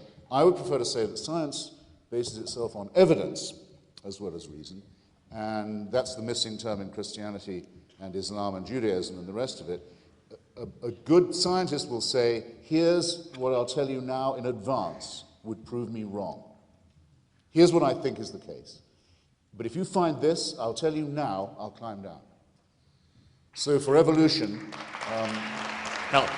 there is no religious believer who can do you that service, who can say to you, show me this and I'll stop believing. It's never been done. In the nature of the thing, it couldn't be done. The E word for religious people is essentially meaningless. It's occasionally convenient. Sometimes they think they'd like some evidence, usually in the form of miracles, because faith always turns out to be not quite enough. Let's have a bit of evidence, a tiny bit.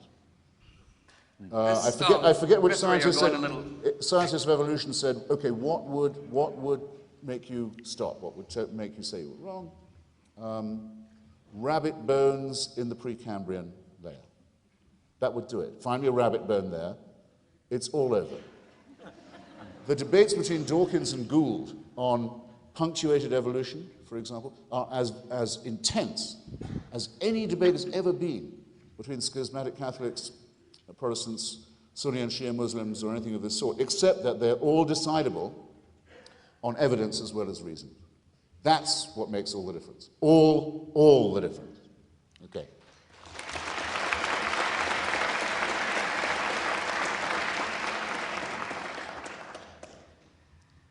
Here's the problem with that statement. There are the biggest questions of life. Who are we? Why are we here? Why is there a universe? What's our purpose? What comes after death? These questions, if you think about it, are in some senses as much in the dark as they have been since the time of the Babylonians. Science has left them completely unanswered and untouched. This is why the philosopher Wittgenstein said that even if all possible scientific questions have been answered, the main problems in life remain. So what do we do with issues that are of vital importance to us, but not susceptible to the kind of empirical evidence that Christopher Hitchens demands? For example, how do we know if there's life after death? We don't. None of us have met a dead guy. What possible empirical tests could we devise? That's not what you say. One second. That's not let me what you finish. say. You've been going on a bit, so let me have my turn. All right. If you'll agree that dead people don't come back, I'll hold it right there. I didn't think that was your view. The point I'm trying to make is this. It's all I could hope for. No possible empirical test can resolve the question of whether there's an afterlife. So, in the absence of evidence, I believe that there is an afterlife on faith. In the absence of evidence, Christopher Hitchens does not believe that there's an afterlife. The difference between us is not that he knows and I don't, or I know and he doesn't. He is laboring under the delusion that his position is based on reason and my position is based on faith, when the truth of it is, neither of us know, both of us are guessing, both our positions are based on faith, and he would do well to have the honesty to admit that.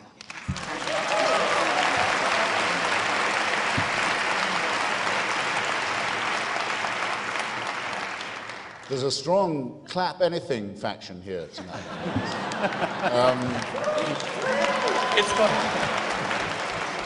Apparently even I can appeal to it. Since you just said to me and to the audience, and I think it's so recent, so moments ago that people will remember it, that you believe that on faith, the afterlife, and I don't. Then you say, we're the same, because we're just as faith-based as each other.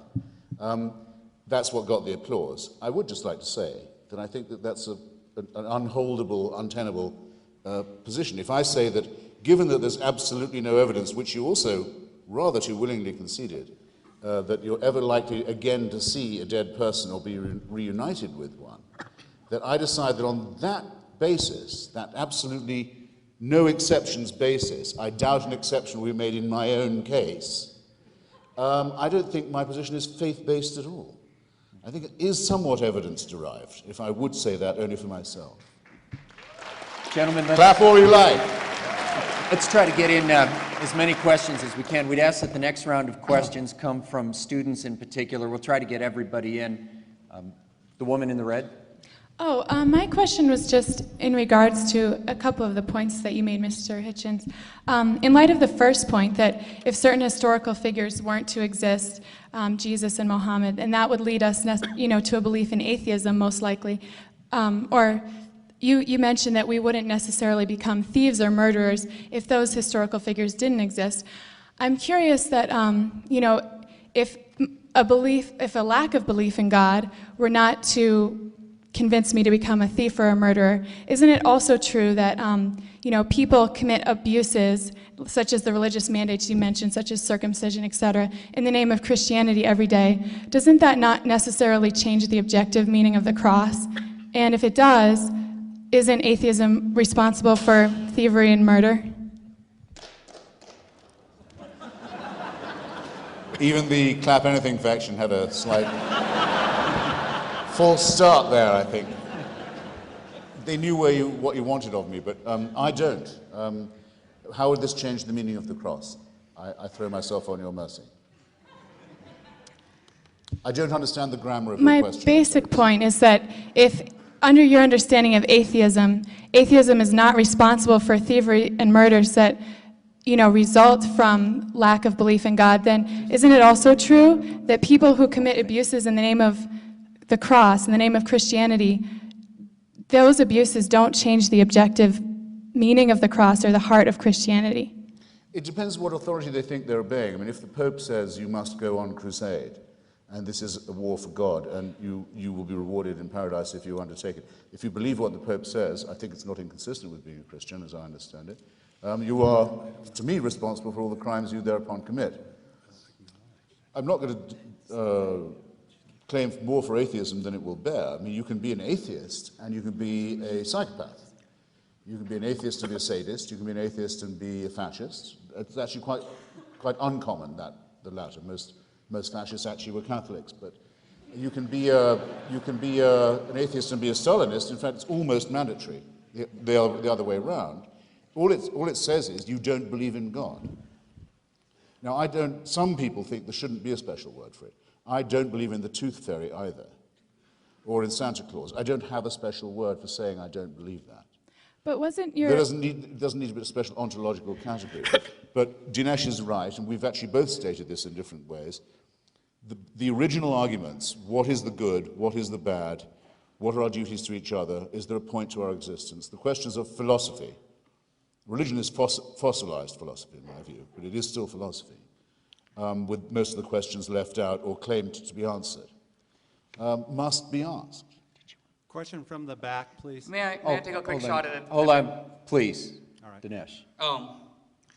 See, I think, Christopher, I must say, I think you are, in this debate, not rising to the seriousness of the issue. When you say religion is the same as the tooth fairy, look, I didn't say that. You said I should no more credit it empirically than I would credit the tooth fairy. Sorry, I said I don't have a special word for saying I don't believe in the tooth fairy. I do have a special word, which I own to, for saying why I'm an atheist or I don't believe in religion.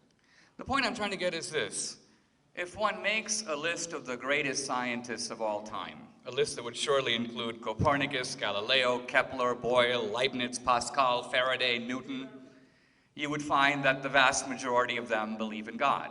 If you made a list of the greatest philosophers of all time, a list that would surely include Plato, Augustine, Boethius, Aquinas, Descartes, Locke, Berkeley, Kant, Kierkegaard, Hegel, they believed in God.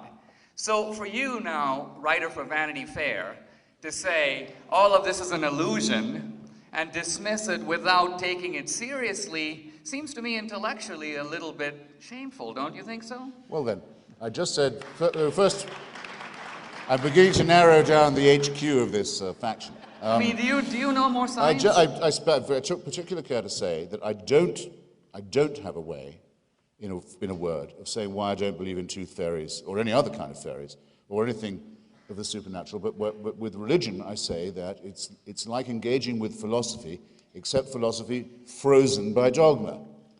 Thus, all the original arguments we have are to do with whether or not there's been a supernatural intervention in these questions or not. I also took particular care to say, before you did, that a great number of scientists were subject to one form or another of religious belief. In the case of the greatest one you instanced, Sir Isaac Newton, one who thought that your church was the work of the devil, for example. Your problem, not mine. I don't read Newton for his theological opinions. Newton thought that if you could find the true measurements of the temples in ancient Rimmon and so forth, you'd know more than you could if you'd measured the gravitational field. I don't agree with him. He wouldn't be remembered if that's what he was remembered for. Or he'd be remembered as a crackpot. Same with Alfred Russel Wallace being a spiritualist. However, yes, you're right. I'd give a page of Spinoza for any of those people when it comes, or of David Hume, for any of those people when it comes to reasoning whether or not we are objects of supernatural guidance and divine intervention. You'd give a page of Spinoza for Plato, Locke, and Kant combined. I maintain that we are not, and that it's a good thing that we are not, because if we were, we would be living under a celestial dictatorship, from which there would be no appeal. That would mean our lives were essentially servile. Now, is that plain? Not do you agree, but is it at least plain what I say and how I say it? Let's go to our friend in the mezzanine.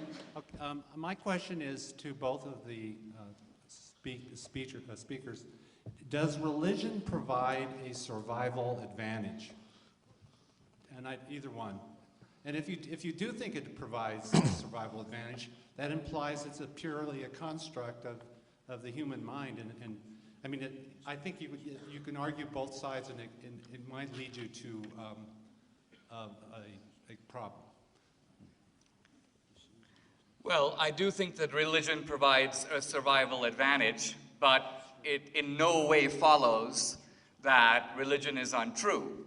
I think that reason provides a survival advantage. We developed large brains, for example, to elude woolly mammoths and so on, or at least the challenges of nature.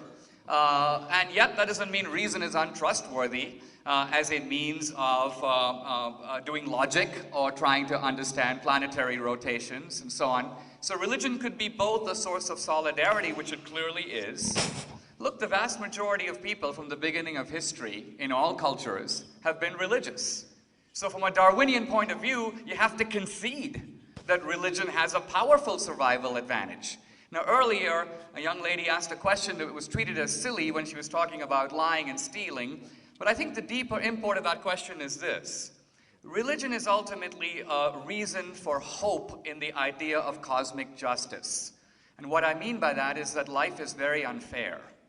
We believe in justice and we say what goes around comes around and stuff like that, but we know it's not true, right? Many times the bad guy ends up on top, and many times the good guy comes to grief. So all the religions of the world are in some senses asserting that that may be the terrestrial word on things, but it's not the final word. I mean, look at Hinduism. If you are a lousy guy in this life, hey, we're going to be seeing you as a cockroach in the next life. Cosmic justice. So the survival advantage of religion is multiple. I mean, number one, it is the sole tested means of transmitting morality to the young. Right? In every culture, if you ask someone, where did you learn about right and wrong? He says, I'm a Muslim, I'm a Hindu. Now, true, we can probably do it by philosophy, but I've yet to meet a guy who says, I got my morality from Hegel. So we can talk all we want about philosophy, but the truth of it is religion has delivered the goods as being the transmission belt of conveying morality. What about hope in life and a sense of purpose? When there was the Virginia Tech massacre, how come that secular campus suddenly became a kind of cathedral in which everyone was invoking consolation and God?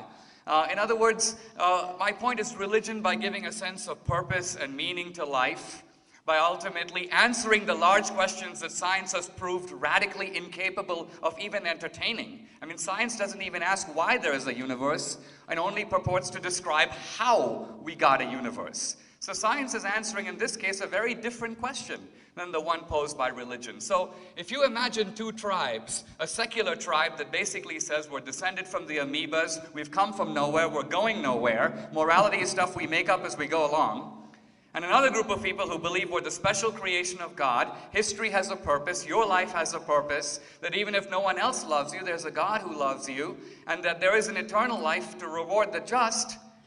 Which of those two camps is more likely to survive and prosper?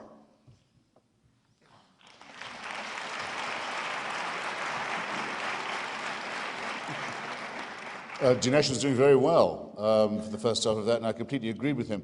My friend and ally, Daniel Dennett, in his book on belief in belief, says that he thinks it's extremely likely that religious faith gave people advantages of survival. If you go to the witch doctor and you think he is a real doctor, everyone knows that there's an element of morale involved in recovery, and it may be a very small advantage based on an illusion, but these are areas where even a tiny advantage may indeed help.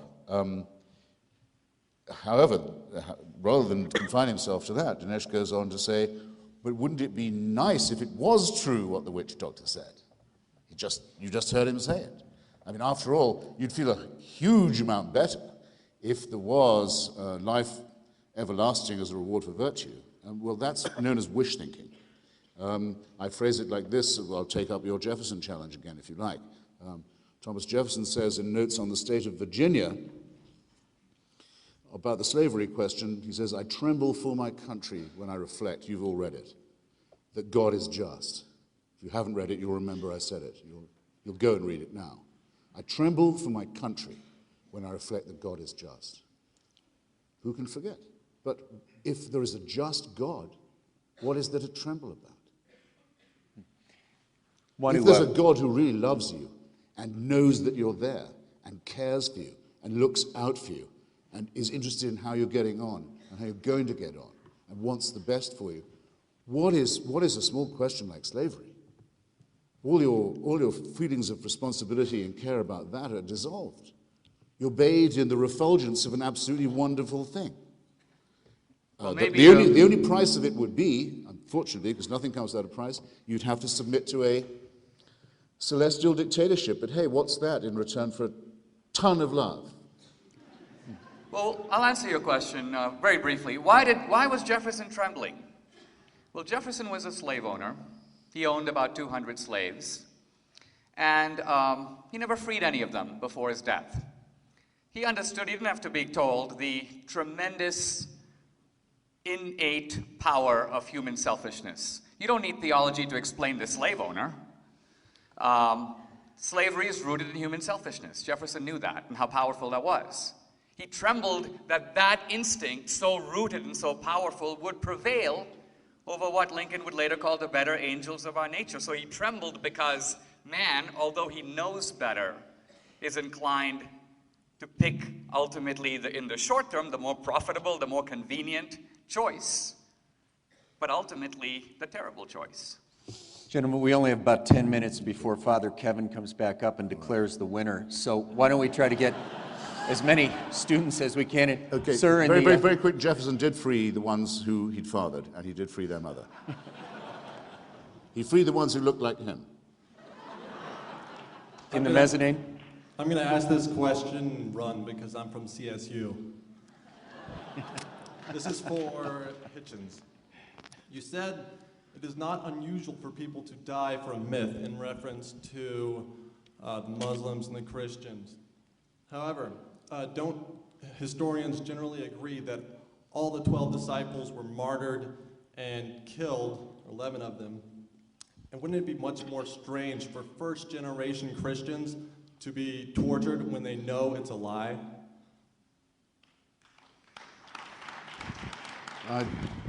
Doesn't challenge what I said at all. I take it as a comment. No, there's no historian who would say that, by the way. No. It's not, these things are not historically established. And no one ever died for anything they knew to be a lie. Even if you think of the Islamic radicals, they are dying for an imagined promise. I didn't say they knew it to be a lie. I said the whole story is a legend. But if the whole story is a legend, then the early Christians, having no basis for it, may have been under another impression. I can't know the subjective views of somebody else. I don't. It's the same as someone saying they saw the stigmata. If I wasn't there, I can't say to them, they didn't. I can only say, I think it's much more likely they were under misapprehension. Exactly. Well, we're talking about plausibility of motive here. And, yes. You know, for example, Paul, in discussing the issue of Christ's death, says that he has 500 witnesses. He says some of them are dead, but some of them are alive. And this is, by the way, in a book written about 30 years after the crucifixion. So my point is we're talking about historical documents in historical time, and we're trying to attach motives and plausibility to them. I also want to point out, you mentioned a moment ago, wishful thinking. Somebody asked me about the survival advantage, and so I answered in those terms. But I do want to point out that wishful thinking is always punished in evolutionary terms. From an evolutionary point of view, it makes absolutely no sense to entertain a set of beliefs about the afterlife that are in fact illusionary. To see this, imagine two rabbits, one of which is, you might say, the religious rabbit, and the other is the atheist rabbit. And they are both being pursued by a lion. The atheist rabbit goes, I have only one life to live, I better run like hell. The religious rabbit goes, I got another life waiting for me that's even better. Which rabbit is more likely to survive? The point I'm trying to make is, from an evolutionary point of view, religion is very expensive.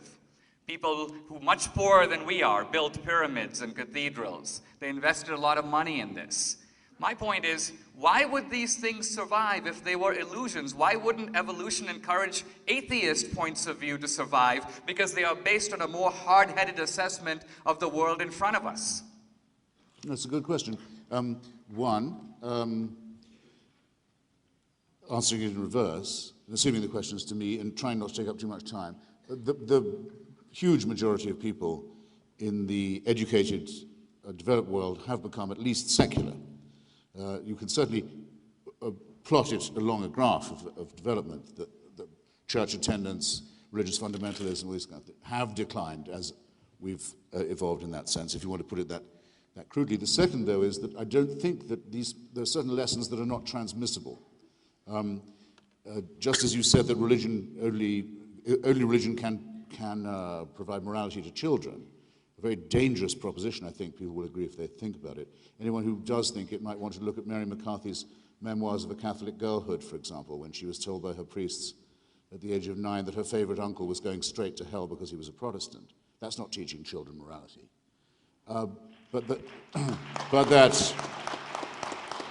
And morality is teachable to children, I can tell you. I've seen it done. I won't say I've done it myself, but I've seen it done without recourse to the supernatural. But that certain lessons have to be learned by each generation, each time. Every generation has superstitions to combat. There will always be people who afresh will believe in ghosts, who will afresh believe in things we thought we'd dismissed, spiritualism, table rapping, table turning, conjury, levitation, all this nonsense, has to be refuted in every generation. We don't evolve out of this. It's an argument we have to have anew every time, as we do the argument about whether or not there is a supernatural dimension instead of a philosophical one, and you now know which side of that I take. To everybody in line, we know you've given your questions a lot of thought. It takes real courage to get up there, but we're just flat out of time. I apologize. Blame me, but we wanted to give... Maybe take one more. Well, I was It'll just give going us to a say... chance to wrap up. Well, I was just going to say, wanted to give you each a chance to wrap up. I'd rather have a question, I really would. Okay. Because we both, I think, would have to be acquitted, couldn't be acquitted of having given rather long answers. Which is great. And gentlemen in the front, if you'd be kind enough, and we're grateful for it, to defer to student, appears to be an underclassman, I may be wrong. Thank you for your indulgence on that. Sir, you'll be the last question. All right, I'm a student from CU. My question is from Mr. Hitchens. If we use the scientific method to test the power of prayer, and there was enough evidence for the scientific community to create a theory about it, would you consider the existence of God? Well, there are two answers to that question. One is that this has actually been minutely studied, and you can read the findings, the study of intercessory prayer, that's to say, prayer that is designed to affect an outcome, in other words, to make someone in hospital get better. And it's been found, I used to think that they would find there was no effect of it at all, which was what was found, with one slight variable, that very often the person being prayed for the most did slightly worse. The reason being that they felt bad for all the people they knew were praying for them, and the fact they weren't getting any better. Although I'm just saying, if the scientific community had I'm just saying, you're asking me if my aunt had bollocks, would she be my uncle? Yeah. My answer to the question is, if she did grow testicles, I think she still wouldn't be my uncle. The British royal family, I was raised an Anglican, as you may possibly guess. The British royal family has prayers mandated for it to be said. Prayers every single day by every single Anglican in every single service, prayers for that family, okay? Have you read about the doings of this family lately? The most prayed for family in the world. I would take that as the control experiment if I was you. I'm so glad you asked. I'm not saying that we've done it yet, but if Let me take a shot. If you're saying what would it take to convince me, okay, I won't be frivolous. Here's, if I thought I saw a miracle, using the scientific method. if I thought I saw a dead person walking, for example, I would be much more inclined to think that I was the victim of a hallucination than that I had seen the laws of nature suspended in my favor. That's just the way I am. I think David Hume was right. The laws of nature have just been suspended, apparently in front of your very eyes. Which, nonetheless, is likelier? That they have been suspended, in your favor, almost always, by the way, or that you are under a misapprehension. Always, to me, the first explanation would be the least probable one.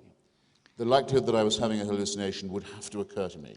Of course, it wouldn't occur to me if I was undergoing a hallucination, but that's how these ideas get spread around.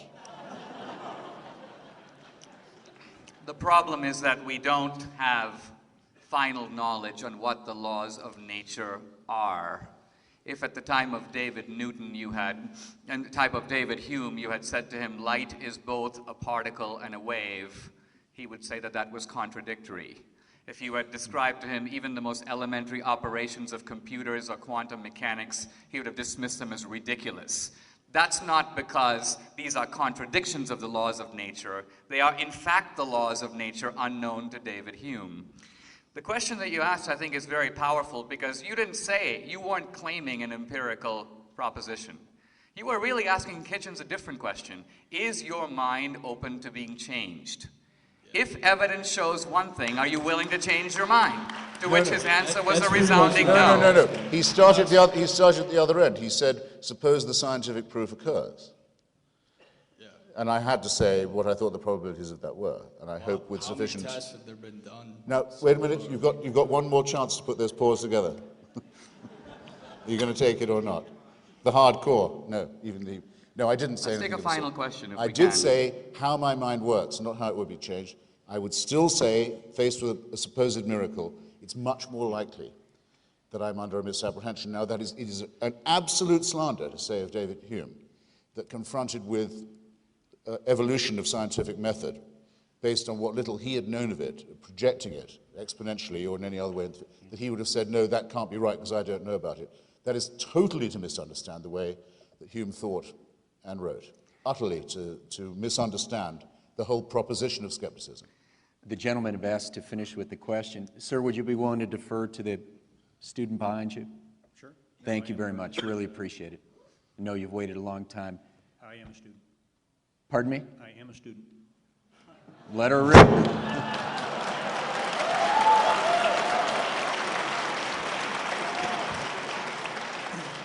So are we all. So are we all. Yes, thank you. There has been a lot of talk and question tonight about morality and justice. While I am a student, my work mostly is in Los Angeles in the criminal justice system, where I am a forensic specialist and an investigator. When I go to work, I put my hand on a Bible, and the questions are asked, will you tell the truth, the whole truth, and nothing but the truth, so help you God? To which I uncomfortably have to say I do. In those trials, most of which are murder trials and capital Sir, trials. I do apologize, but they're going to turn the lights out on us. Is there a question? Give me very quickly. Great. I see a lot of people lying in that situation to win. And it bothers me greatly. Fast forward or backwards to a class here where I have a theology teacher saying to me that I cannot... There's always one. Boy, sir, I do apologize, I'm going but to ask the question. no, that's what happened to the "don't tase me, bro" guy. No, Professor, this is no, I'm sorry, sir. That's There's what they always one. pay me for. Sorry, we've got to. Ma'am, do you want to ask the last question? And sir, respect your passion, but we've got to get a question going here. Ma'am, go right ahead. My question is for Mr. Hitchens. Mr. Hitchens, you have said that... Don't boo her. Hey, just give her a chance. Go ahead, please. Mr. Hitchens, you have said that you think current science on embryology makes clear that preborn humans are children deserving of some protection, correct? My questions for you as an atheist are as follows. First, what exactly do you think the nature of preborn humans is? And second, on what grounds do you argue with your materialist friends who disagree with you that they are deserving of some protection and that they have value? Right. Well, it's a materialist question to begin with. I mean, embryology is a materialist science, and even if you didn't think that before the recent discoveries about, say, the early viability of an unborn child or fetus, embryo, whatever you wish to call it, there was no question that it was alive. It wasn't just a jungle of cells or a tumor or an appendix, as some feminists used to refer to the unborn. In my memory, it was simply a growth on and of the woman's body, not a separate thing, not a living thing. Not the early feminists. The question resolves itself to me like this. It's obviously alive. There's an element of casuistry in asking, well, what kind of alive is it? I mean, if it's a life, it must be a human one. It can't be a non-human or inhuman one. So all these questions are decided that way. I'm not a pacifist.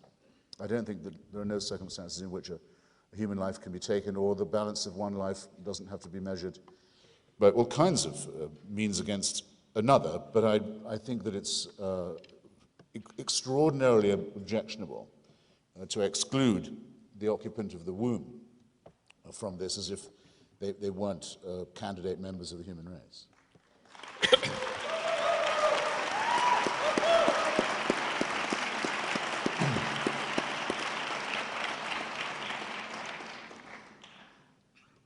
Christopher, I want to say, I was tempted to glibly congratulate you for finally getting something right, but I actually want to go much further, and that's how we met. I want to commend you for really a courageous statement in this setting.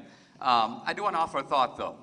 A few times in this debate, you've used the phrase celestial dictatorship, and I think it's a telling phrase because it gets a little bit, I think, to what's going on here. In thinking about this issue of God, we have to ask, what is the reason for our resistance to God? And then what are the reasons we give in public? The reasons we give in public have to do with things like science, and the absence of evidence implies the evidence of absence and this sort of thing.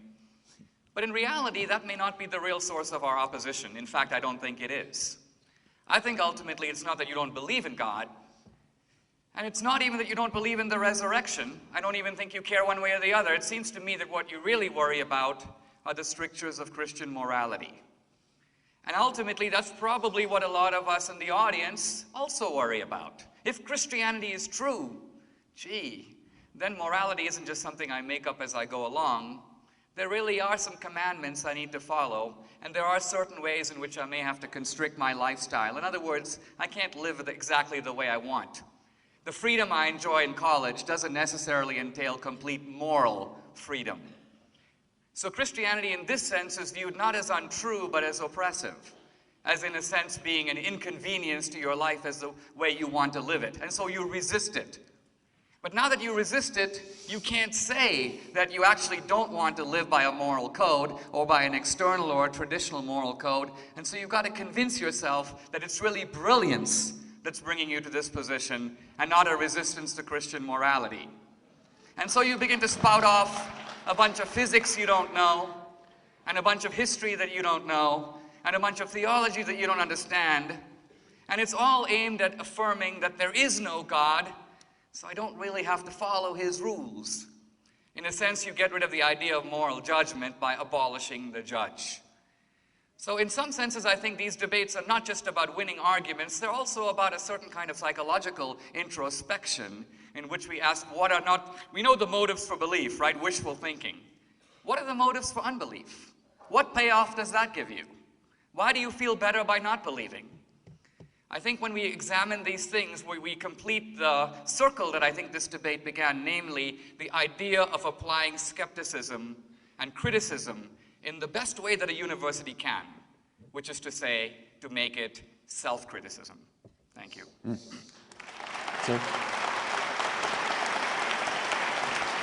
Well, it seems as if all our, Dinesh's and my, self-denying attempts to spare you our closing perorations have been negated somehow. You're going to get them whether you want them or not.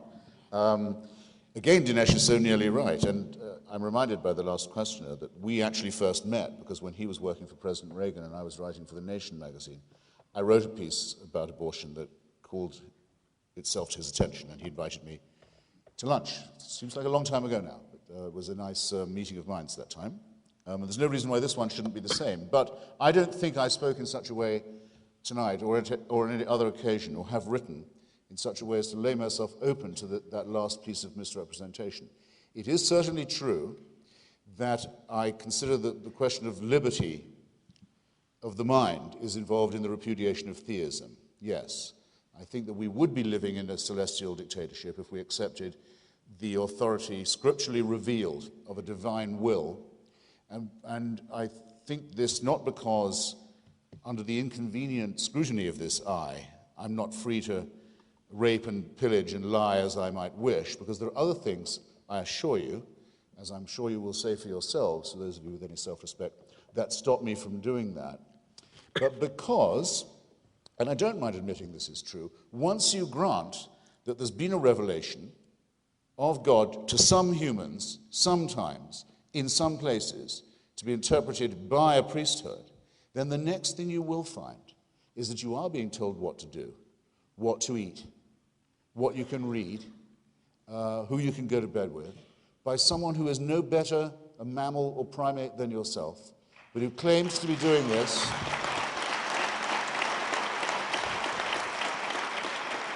who claims the right to run your life and your sex life and your mind and your reading matter in the name of God. And I won't have it, okay? And the next thing they'll tell you, the next thing they'll ask you for, the next thing, just be a little thing, is, well, go and live on this piece of someone else's territory. God wants you to settle it. The next thing will be, you're called to holy war now because we can't coexist with the infidel. The next thing will be that. Let it in once, and you let it in, all of it. Of all the questions of mine that Dinesh didn't even attempt to answer this evening, because we were talking not about Christianity, but about religion, was, is this only true for one sect, or is it true for all of them? If it's only true for one, on what grounds is that the case? If it's true for all of them, where would that leave us as a species? Think on these things, ladies and gentlemen. Think on these things as you go home. Thank you.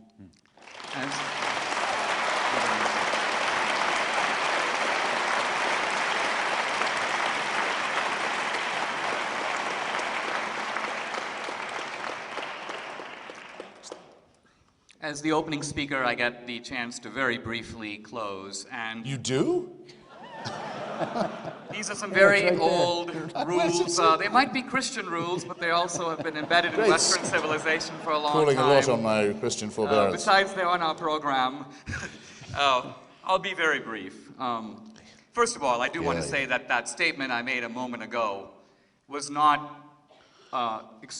directed at you. I was actually doing something that is traditionally done in debate. I was actually turning the camera to the audience, and I was actually asking, particularly young people, that we know that college is the time when many people who are raised with religious beliefs relinquish them. And one possible explanation is that young people go to science classes and just get a heck of a lot smarter. But there is a second explanation, and that is that you are living in a condition where morality becomes an encumbrance, and religion becomes inconvenient and begins to say things that you would rather not believe, and prescribes ways of living that you'd rather not live. Now, Christopher Hitchens implies that this is done by force. I think you know from your own life it is not. It is not. The reason that you want to shake off religion is because it is not done by force. It is only done by your own consent. So in other words, in some senses, this is the Christian way. Are you made to follow it? No. You have every freedom to do it. Even in Islam, by the way. Islam is easily maligned, I know, but even in Islam, as someone who grew up in a world that's largely Hindu and Muslim, Islam has all kinds of sanctions, licenses for conquest, but what it does not give license for is forcible conversion to Islam. That is specifically forbidden. Now, the point I'm trying to get at here is we may or may not, in both cases, we are asked to make a voluntary choice. And I think in making this choice, there have to be consequences. All we're saying is there are good reasons to be a believer. It's not obvious what comes after death. Ultimately, you have to look at the world and your place in it and make your decision. But just remember, ultimately, that it is your own happiness that is at issue.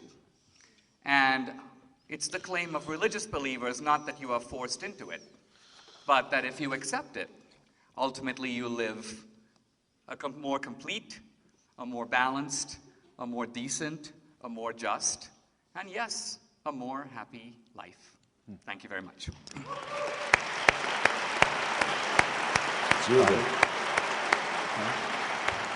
Gentlemen, I think I speak for everyone here by saying it's been a real privilege to have you with us tonight. I don't think anybody here will forget this night for a long time. Thank you. Great job.